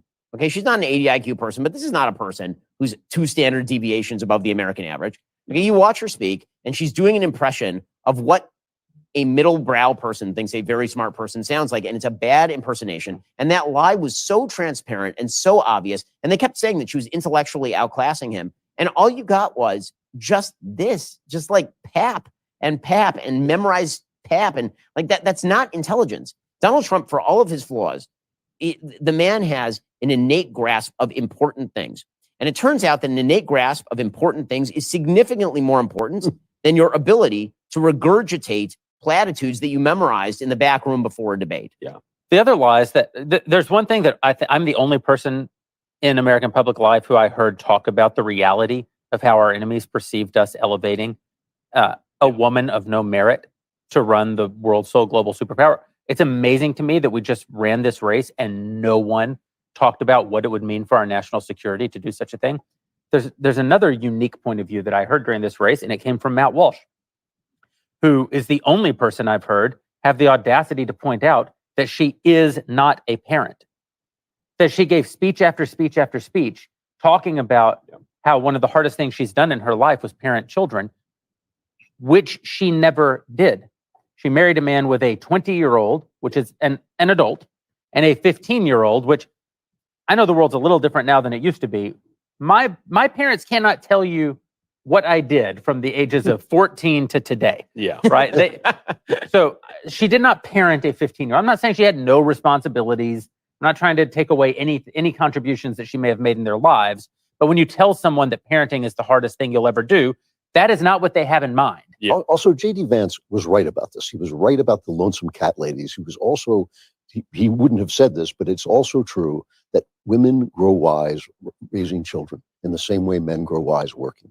And that is really why older women, you talk to them and they don't have to have the highest IQ. They don't have to think in the same way men do. And they say things you go like, oh yeah, that's right. That actually is telling me something I didn't see before. And she doesn't have that. And I think, it matters. It does matter. It doesn't matter that you have a leader with no children. It matters if you have too many leaders with no children. I mean, this is what invests you and gives you flesh in the future. And I think that actually is an important fact about her. There's something empty and missing about her. And I'm not saying it is because she doesn't have children, but it's because she doesn't have children. I mean, she didn't have that experience. Yeah. Yeah. I'm not saying also, though I do think the left makes a point when they say her sex was a factor here. I think it was a factor among women. I know plenty of women who wouldn't vote for a woman to be president. Okay, and it's politically incorrect to say so, but there are plenty of women who feel that way, and plenty of men who feel that way too, I would vote because for they think men and women are Thatcher. different. Yeah, well, but this is my point. There are women who can be incredible.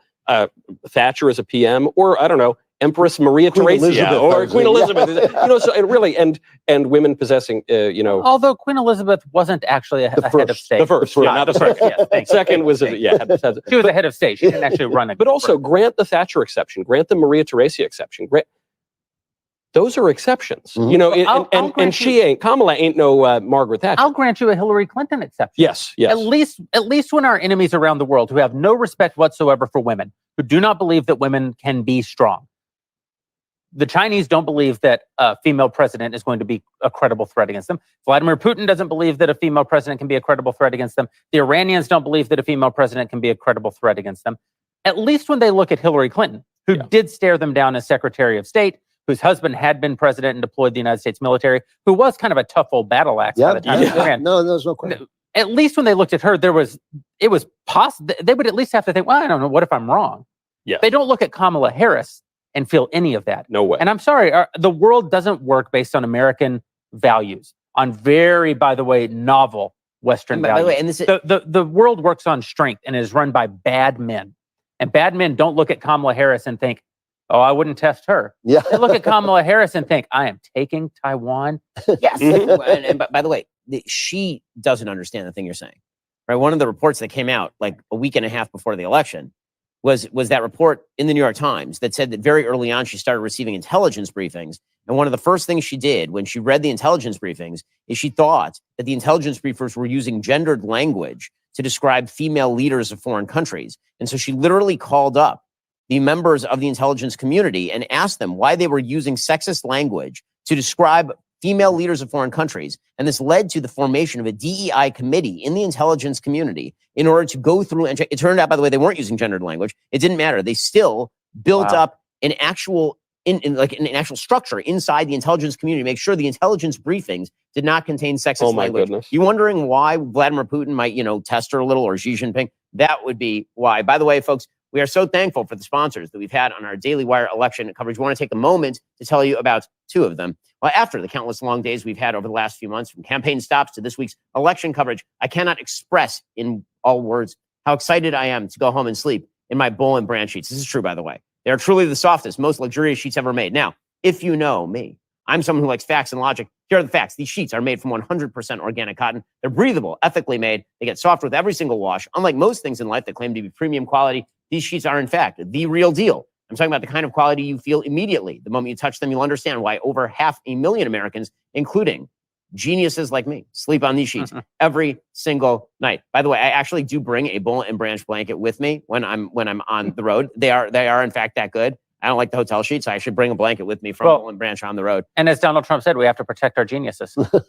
Agreed. And Boll and Branch believes that too. This holiday season, give yourself or your loved ones a better night's sleep with Boll and Branch. Right now is their best offer of the entire year for 25% off plus free shipping on your first set of sheets. Head on over to bollandbranch.com/Ben. That's Boll and Branch, BOLLAND, branch.com/Ben for 25% off. Limited time only. Exclusions apply. See site for details. I also want to tell you about our friends over at Birch Gold Group. You may have heard of them before.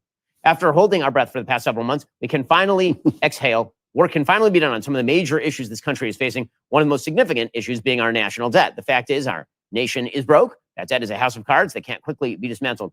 Michael, do you have plans to protect your vast savings that you have received at our hands? I certainly do, Ben, because well, you take blankets and things with you on the road. I take bars of gold. If the apocalypse kicks off, I know. But I do invest in gold. And let me tell you something, over the past few weeks, I am glad that I have diversified my portfolio into gold. It's a really great thing. As long as the economy is a little bit, dicey, which is basically all the time, it is really a good thing to consider diversifying into gold. That is why you want a safe haven for your savings. Birch Gold Group, my gold company, will help you convert an IRA or 401k into an IRA in physical gold. Best news is, does not cost you, Ben, not one penny out of pocket.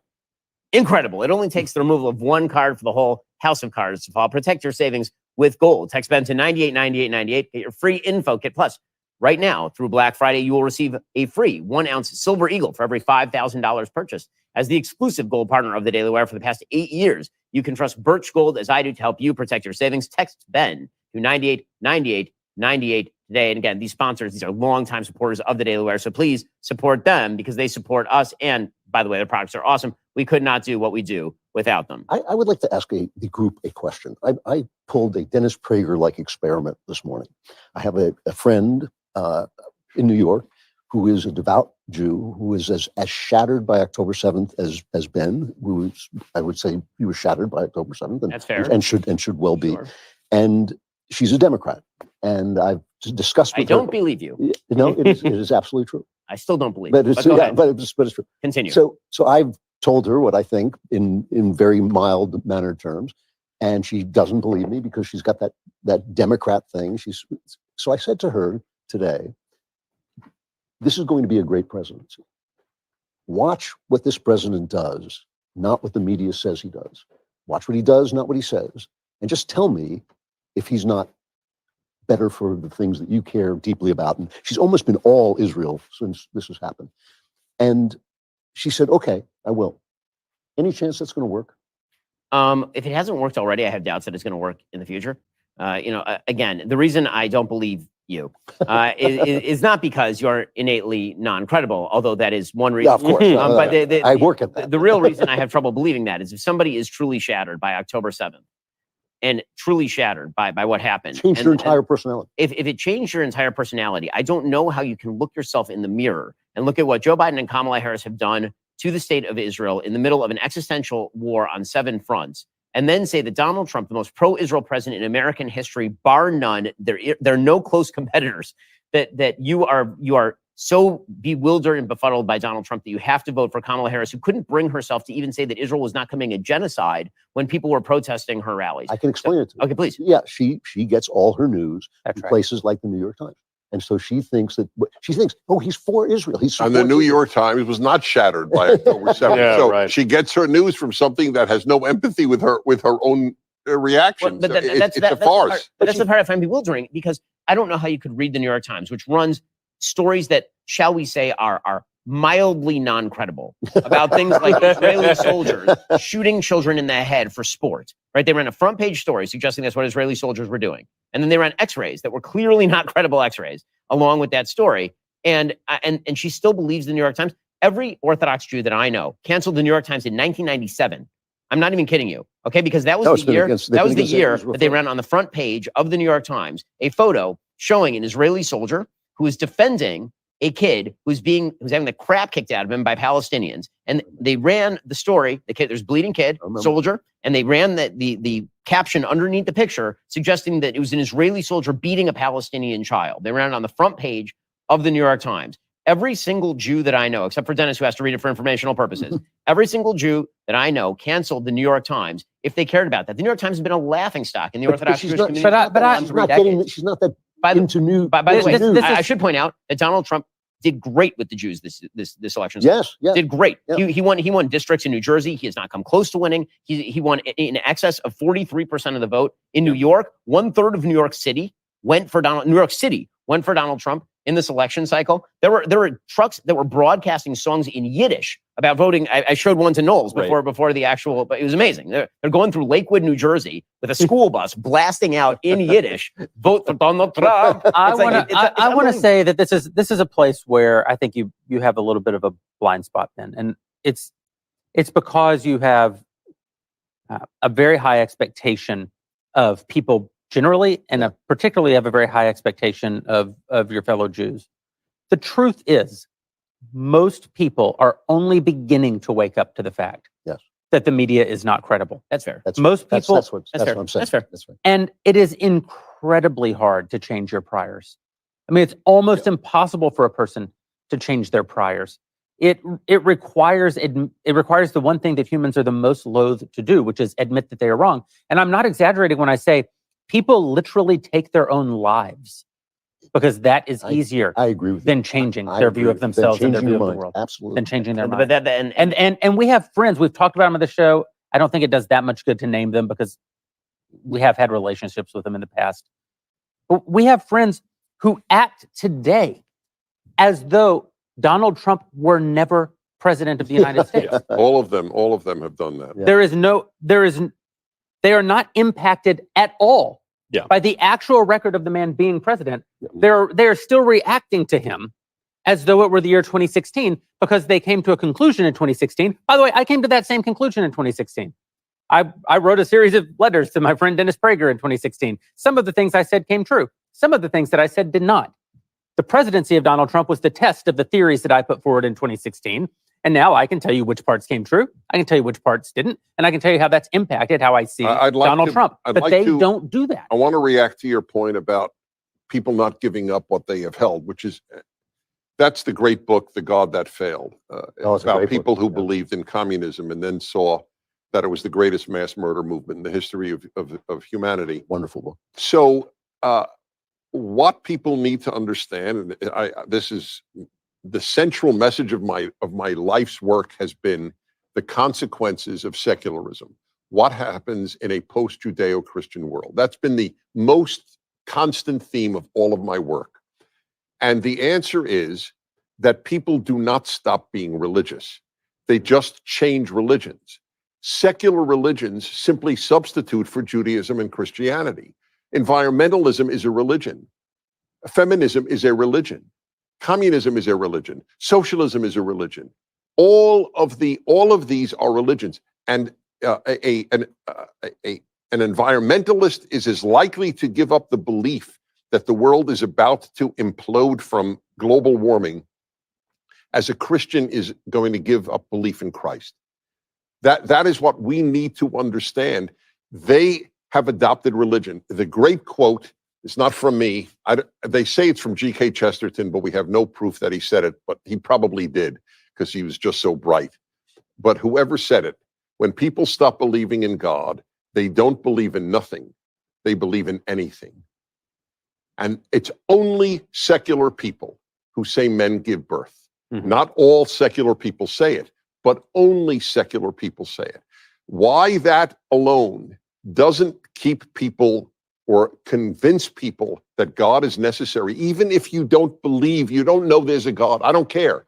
I want you to understand what Douglas Murray, who is an agnostic, understands. The end of religion in the West is the end of the West. You know, the thing that I'll say also to you, Jeremy, is you're right. I do hold religious people and my fellow Orthodox Jews to a higher standard. And that's because they're supposedly holding themselves to a higher standard.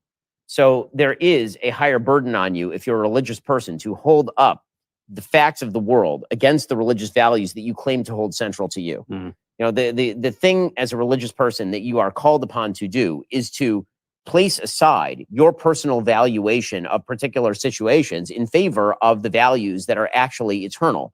And so if you are having such a hard time giving up your perception that the New York Times is a solid and wonderful newspaper, that you're unwilling to see through that because for some reason that holds an identity to you in some way, no matter how many times your fellow Orthodox Jews are saying to you, for example, look at what he's actually doing, just look at it, then that betrays it does betray a lack of principle in some way. But most people read just the headlines. I understand. So listen, ignorance is a defense, but at a certain point, ignorance is no longer a defense, right? Of course, I'm defending Drew's friend, whom I do not know or know anything about, only because I'm a Zionist shill, and I assume that at some I've always point, said that about you, I'll yeah. be paid for my defense of it. In shekels. You always get paid in shekels. But no, all I'm saying is that the very fact that she said to Drew today, okay, I'll do that. Yeah. Means that in this one individual case, there's some hope. I don't think that we can say that this is a person for whom we can conclude that ignorance is no longer a defense. I think this is a person who possibly is in the process of waking up to their ignorance. And it's difficult, particularly, I bring this up sometimes on the show, right? It's difficult for people like us who spend our time advocating for values.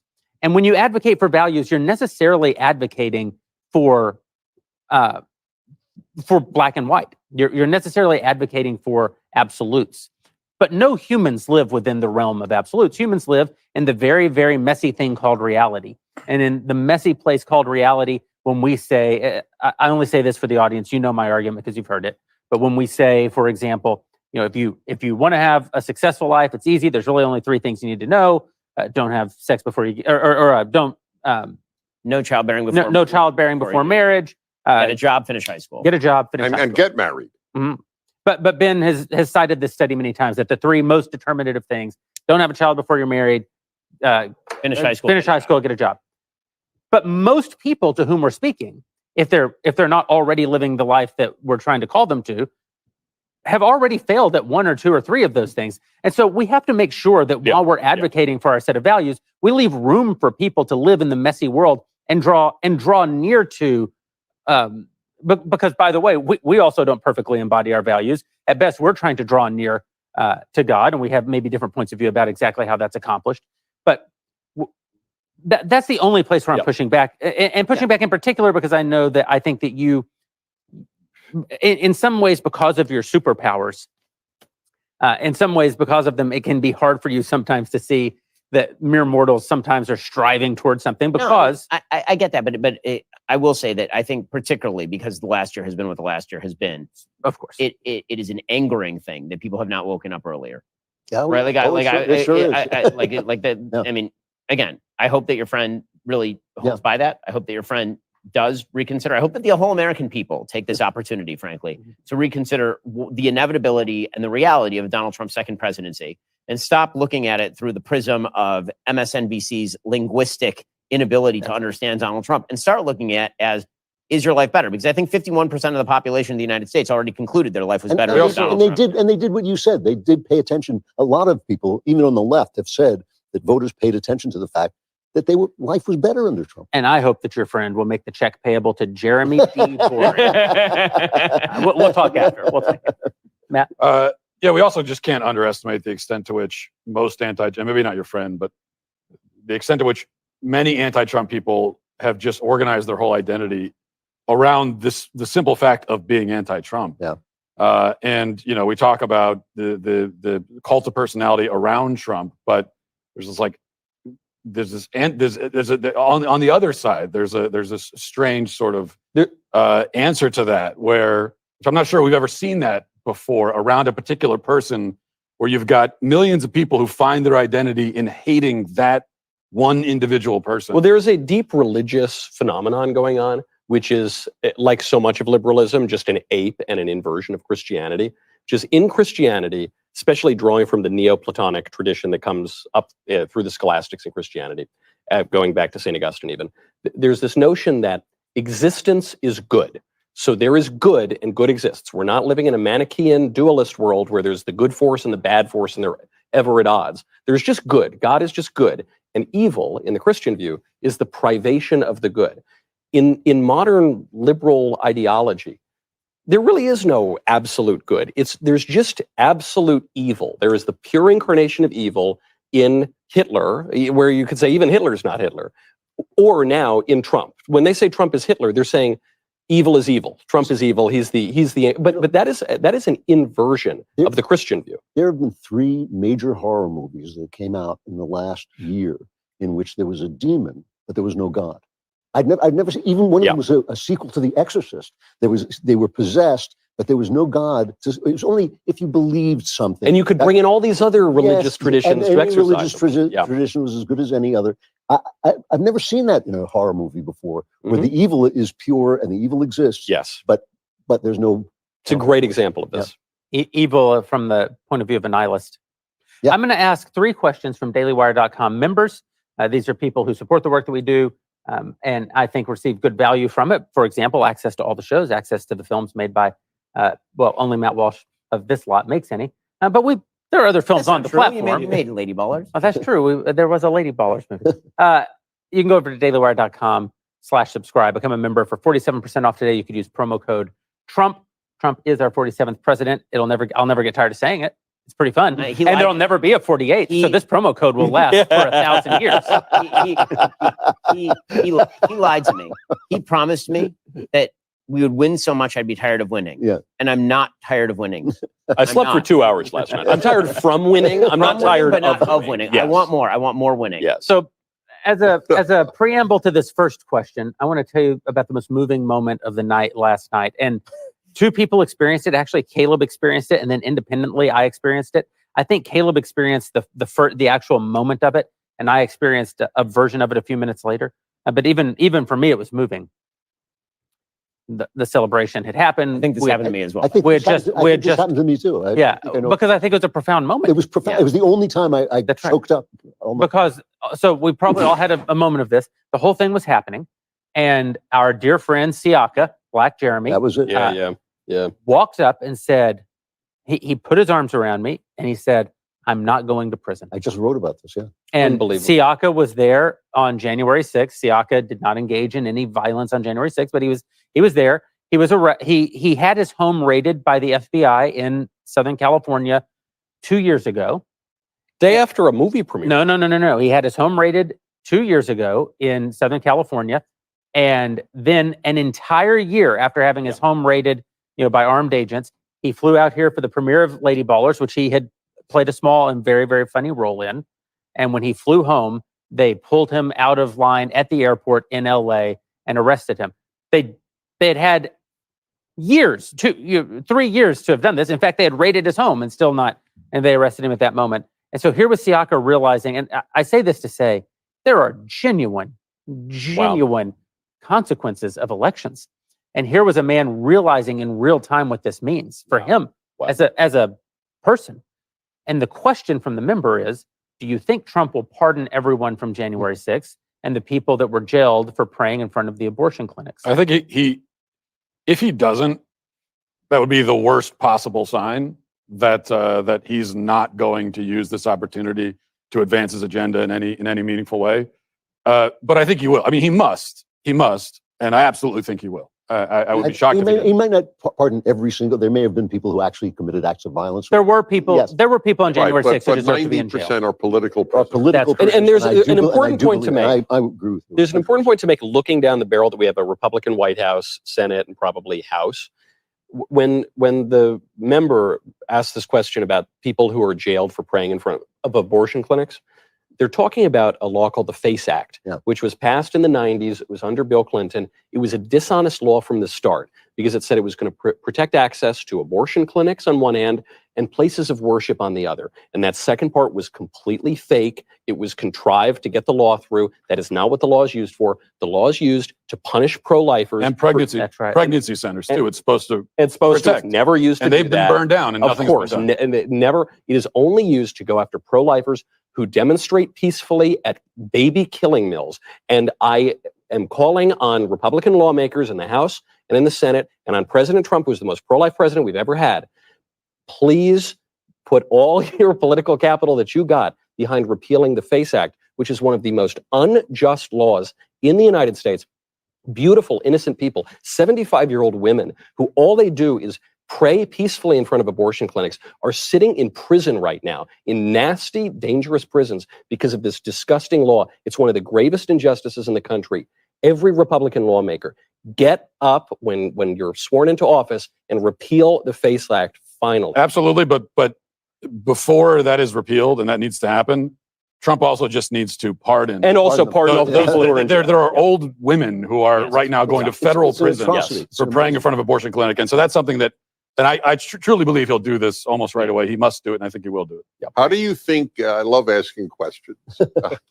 How do you think Merrick Garland will be regarded to the extent that he is ever remembered? I mean, it's a Merrick, serious babyface question. Garland. Yeah, well, he's your brother, Drew. So He turned out to be a very bad human being.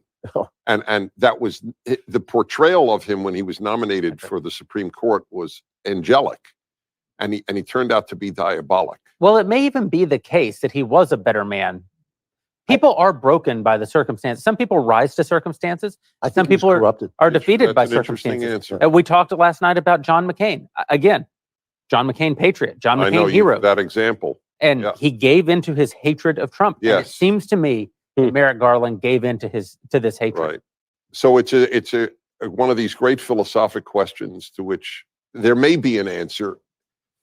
Can you know anyone, including yourself, until you're tested? Until they have power. It's a very, very tough question to answer. Yes. And it goes to my fundamental problem as we've been discussing this of late too, with Christians in America in particular, with evangelicals who abstain from the political process to maintain their vision of their own purity, that God disciplines those whom he loves.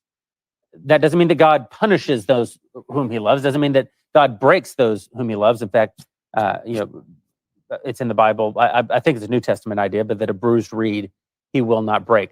But discipline is different. God does discipline those whom he loves. And you are disciplined through trial. You're disciplined through testing. So I think that no, you cannot know yourself until you are tested. And I believe that it is the responsibility of a man to go out into the world where the tests await. And if you abstain from life to maintain your idyllic view of yourself, what you're actually doing is saying, I would rather not be tested and see myself as good than be tested and find out. Or probably more accurately, it's not be tested and find out.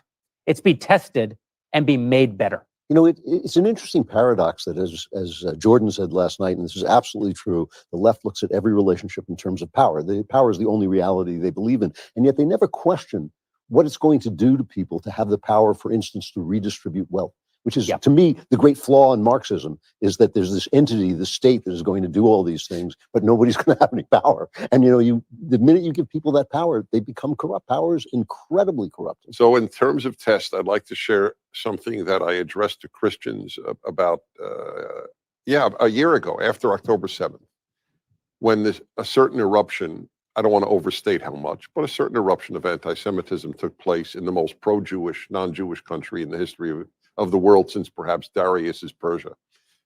And what I'd said was not a lot, but I'm reading reports of Jews taking down the mezuzah from their doorpost. Mezuzah is this little box containing a little part of the Torah, love God with all your heart, and the credo of Judaism, hear, O Israel, the Lord our God, the Lord is one.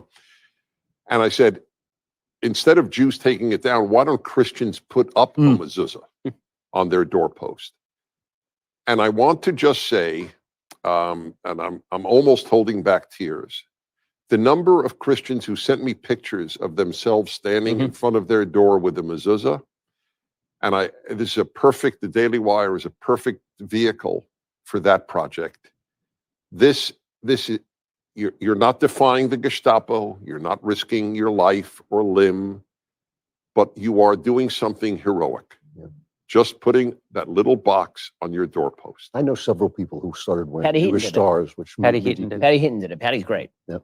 Patty, an incredibly devout Catholic and actress and Nashville resident, and longtime friend of all of ours, I think, really took up that cause. It's not in any way for a Christian a violation of anything. Verses in our Bible. Exactly. Love God and love your neighbor, the two great principles. This begins with the love God. Dennis, what do you think about this option? Instead of putting the mezuzah up, could I just wear a giant shtreimel? Because I think those look really cool. The furry ones. The fur ones. So wait.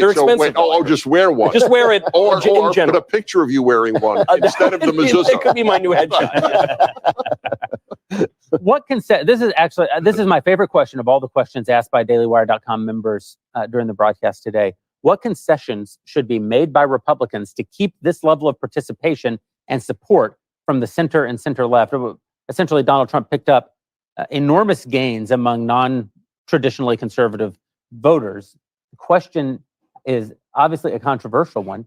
It's what continued compromises should be made to keep that coalition. You don't place. have to. Trump didn't give up much. He spoke in a somewhat mealy-mouthed way on abortion, which was the one issue the Democrats were getting some traction on. Other than that, and I don't think he conceded much, if anything, in principle. Bobby Kennedy was scandalized by his own party. Elon Musk was scandalized by his own party. The people on the left were just, the left had gone too far. And so they started to make this turn of their heads and their minds to the right. That's an opening and an opportunity for us. Just as, I don't know, when I was younger, I was less conservative. I was always kind of conservative, but I've become deeper in my conservatism over time. Well, good. Let's welcome Kennedy or Elon, wherever they are, but let's invite them to come a little deeper into conservatism. I think, they're on our team now, and team politics is important. So let's bring them in. So that's very idealistic, and I think almost totally wrong. So I think the reason I say that is because Donald Trump went through the Republican national platform and stripped 3/4 of the policy out of it. He forcibly dissociated from Project 2025 and then said publicly a week before the election, anyone whose name was in Project 2025 could not be part of the administration. So the idea that he didn't make concessions in order to win a broader coalition is not true. Now, I think the answer to the question is it's situational. Okay, so one of the things that I think is really important, particularly in our line of work, is to separate the principled from the pragmatic. These are not exactly the same thing. And when you are in the practice of politics, the principle has to be tempered by pragmatism. So it's our job to say how far politicians are straying from principle. And then it's their job to try and get 80% of the pie. And so the question is, how much do you have to give up in order to continue to receive 51% of the vote? And I think, I mean, let's be real. It was a landslide in the terms that we use for presidential elections. And a landslide. I mean, like normally if you say 51-48, that's now considered a presidential landslide. But in any other area of American life, if you said that you had a room of 100 people and 51 voted one way and 48 voted the other, you wouldn't go, my God, that's a blowout. You'd say that's pretty close. In other words, this is a very, very tightly divided country still, clearly. Right? We've had 3 consecutive, incredibly tight elections. And if you go back before Barack Obama, you had a very tight election in 2004 and a very tight election in 2000. This is a very closely divided country. What that means is William F. Buckley, who is now widely derided for reasons that escape my understanding. William F. Buckley once said that the purpose of a primary is to select the most plausible conservative candidate who could win. Right? The most conservative candidate who can win. And that is the same answer today. What is the most conservative thing that you can push and still win? And still win. It sounds like ugly to us because we're in the business of principle. And it should sound ugly because pragmatism is dirtying. It's what you said about, religious people getting involved in politics. It means that you have to make concessions and bargains with things that you don't like. Listen, as you say, I'm as Jeremy and I are exactly the same on the pro-life issue. I'd love a candidate who came out and tomorrow said constitutional amendment banning all abortion in the that'd be great. Also, that is a great way to alienate Elon Musk and alienate Joe Rogan and all the people who voted for. If Donald Trump had run on a platform that we all approve of socially, right, like traditional marriage, for example, let's say he went back to like the 2004 Republican platform, traditional marriage. No abortion, even if you took the George W. Bush position with exceptions for rape and incest, it would have been too much for them. Those positions, Rogan's not on board, Elon's not on board. Okay, that's the reality. The Republican Party just jettisoned 2/3 of its economic program in terms of spending. I'm old enough to remember the Tea Party. Well, not long ago. The Tea Party was all about government spending and national debt.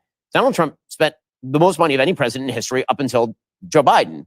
And so that was jettisoned in order to win votes. Pretending that didn't happen doesn't make the thing go away. And I think, and I also think it's dangerous to pretend that it did, because then you actually are sacrificing the principle. But it didn't change the principle. The principle is in fact being negotiated in order to achieve the thing. That's not a sin.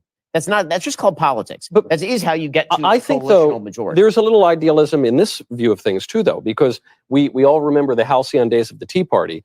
The Tea Party in office did not accomplish very much. Republicans have not cut spending since Calvin Coolidge, by my calculation. I agree. So the point I'm making is that the revealed preferences of the American people tend to actually be pretty consistent. Okay, here's where the American people are by pretty much every poll statistic.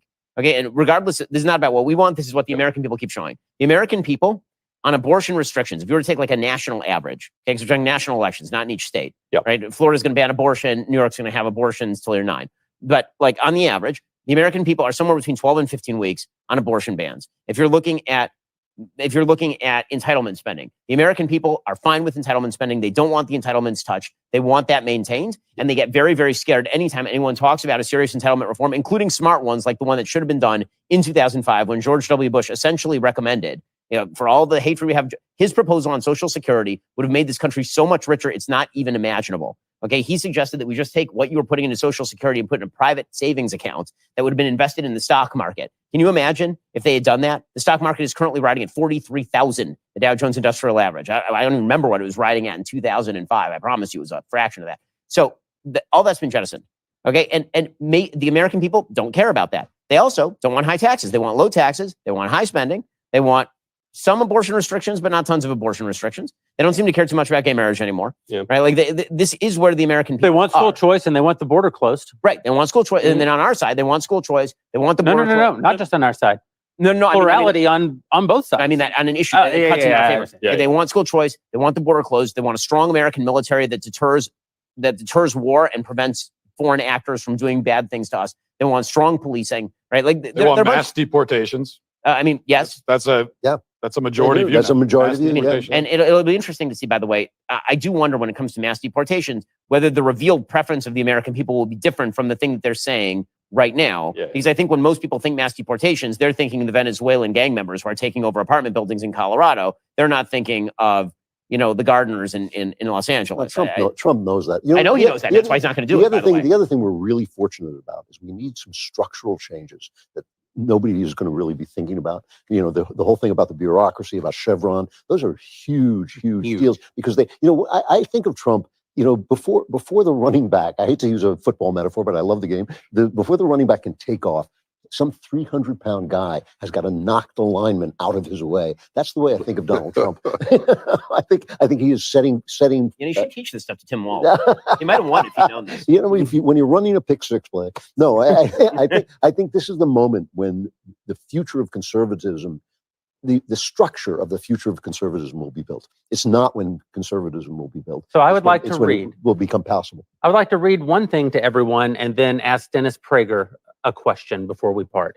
And here's what I would like to read you. I've not read this in advance, so you're experiencing it as I do, but I suspect you should grab your leftist here tumblers.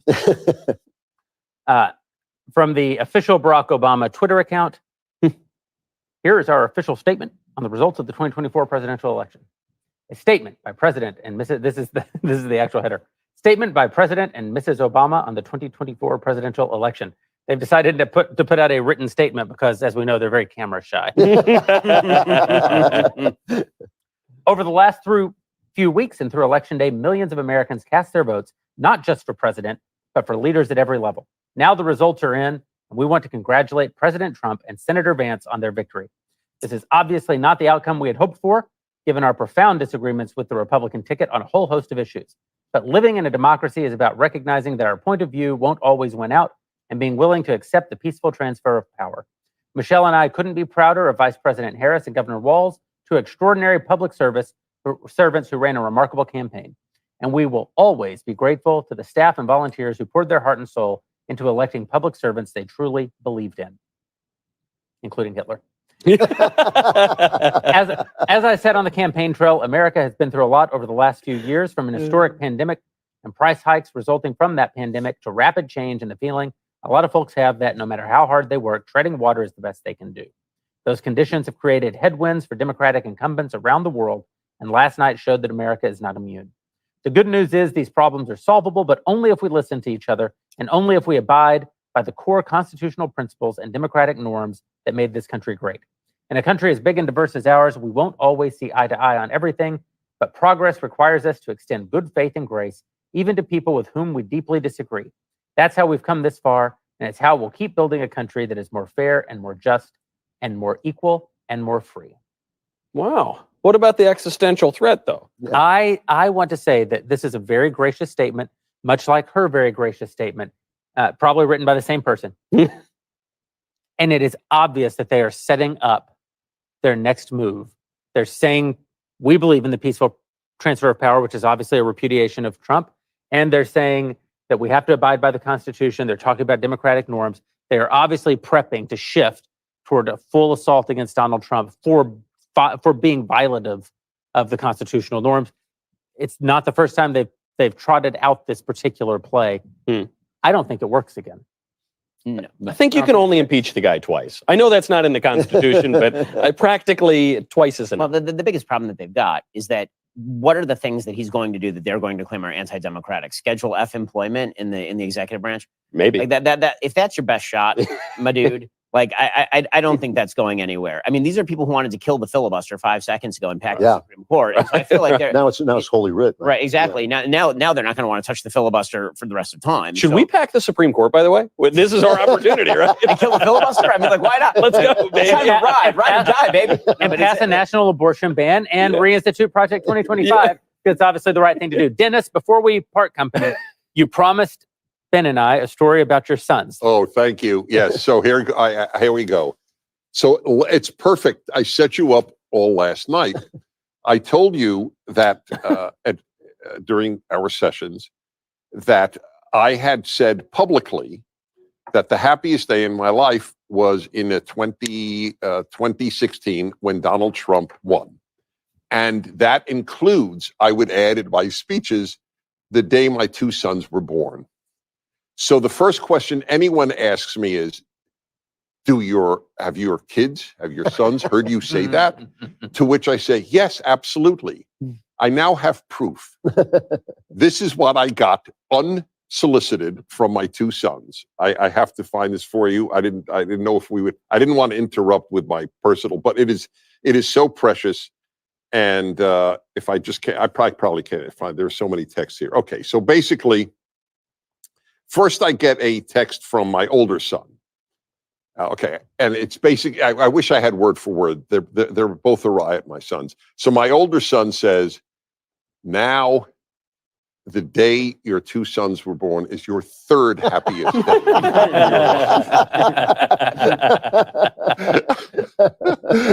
I read it in my hotel room. When you start laughing when you're alone, you know something is really funny. So that was, so for those who wonder how my kids reacted, then my younger son texts, his last night was happier than the day I was born. I think we can all raise a glass to that. Yes, To happy days and happy days ahead. Right. Happy days are here again. Yes, indeed. Dennis, thanks for spending this time with You with guys, us. love you guys. And to our Yeah, Daily it's Wire great to see you subscribers, guys. thank you. And everybody watching at home. What an amazing last 2 days. What an amazing election cycle.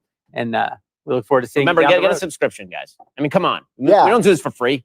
Come on. 47th president, 47% off. New Daily Wire Plus annual memberships. Go to dailywire.com/subscribe. Use code Trump for 47% off. There's never been a better time to be in the fight. Who knows? Maybe we'll just keep drinking and clinking glasses forever, but only if you help us. Only if you join the fight. Right. That's right. Here's a little glance at how we ended the night last night. Oh my gosh, we have made America great again. Let's go! Oh my goodness, 10-8, I told you, it's a 10-8 round, baby. Trump all day. Dude, I want to cry right now. This is absolutely insane. America is back. We're not a socialist country. Yes! 47, let's go, baby. My heart was beating out of my chest. I haven't had that, like, ever. This feeling is unbelievable. I am so excited. America showed up. So that we don't want that cringe win. A full circle moment for Trump, definitely. This isn't a win for Republicans. This isn't a win for Americans. This is a win for the entire world. What a historic moment, and no better place to be than the Daily Wire, baby. Everybody wants to know what would have happened if we didn't win.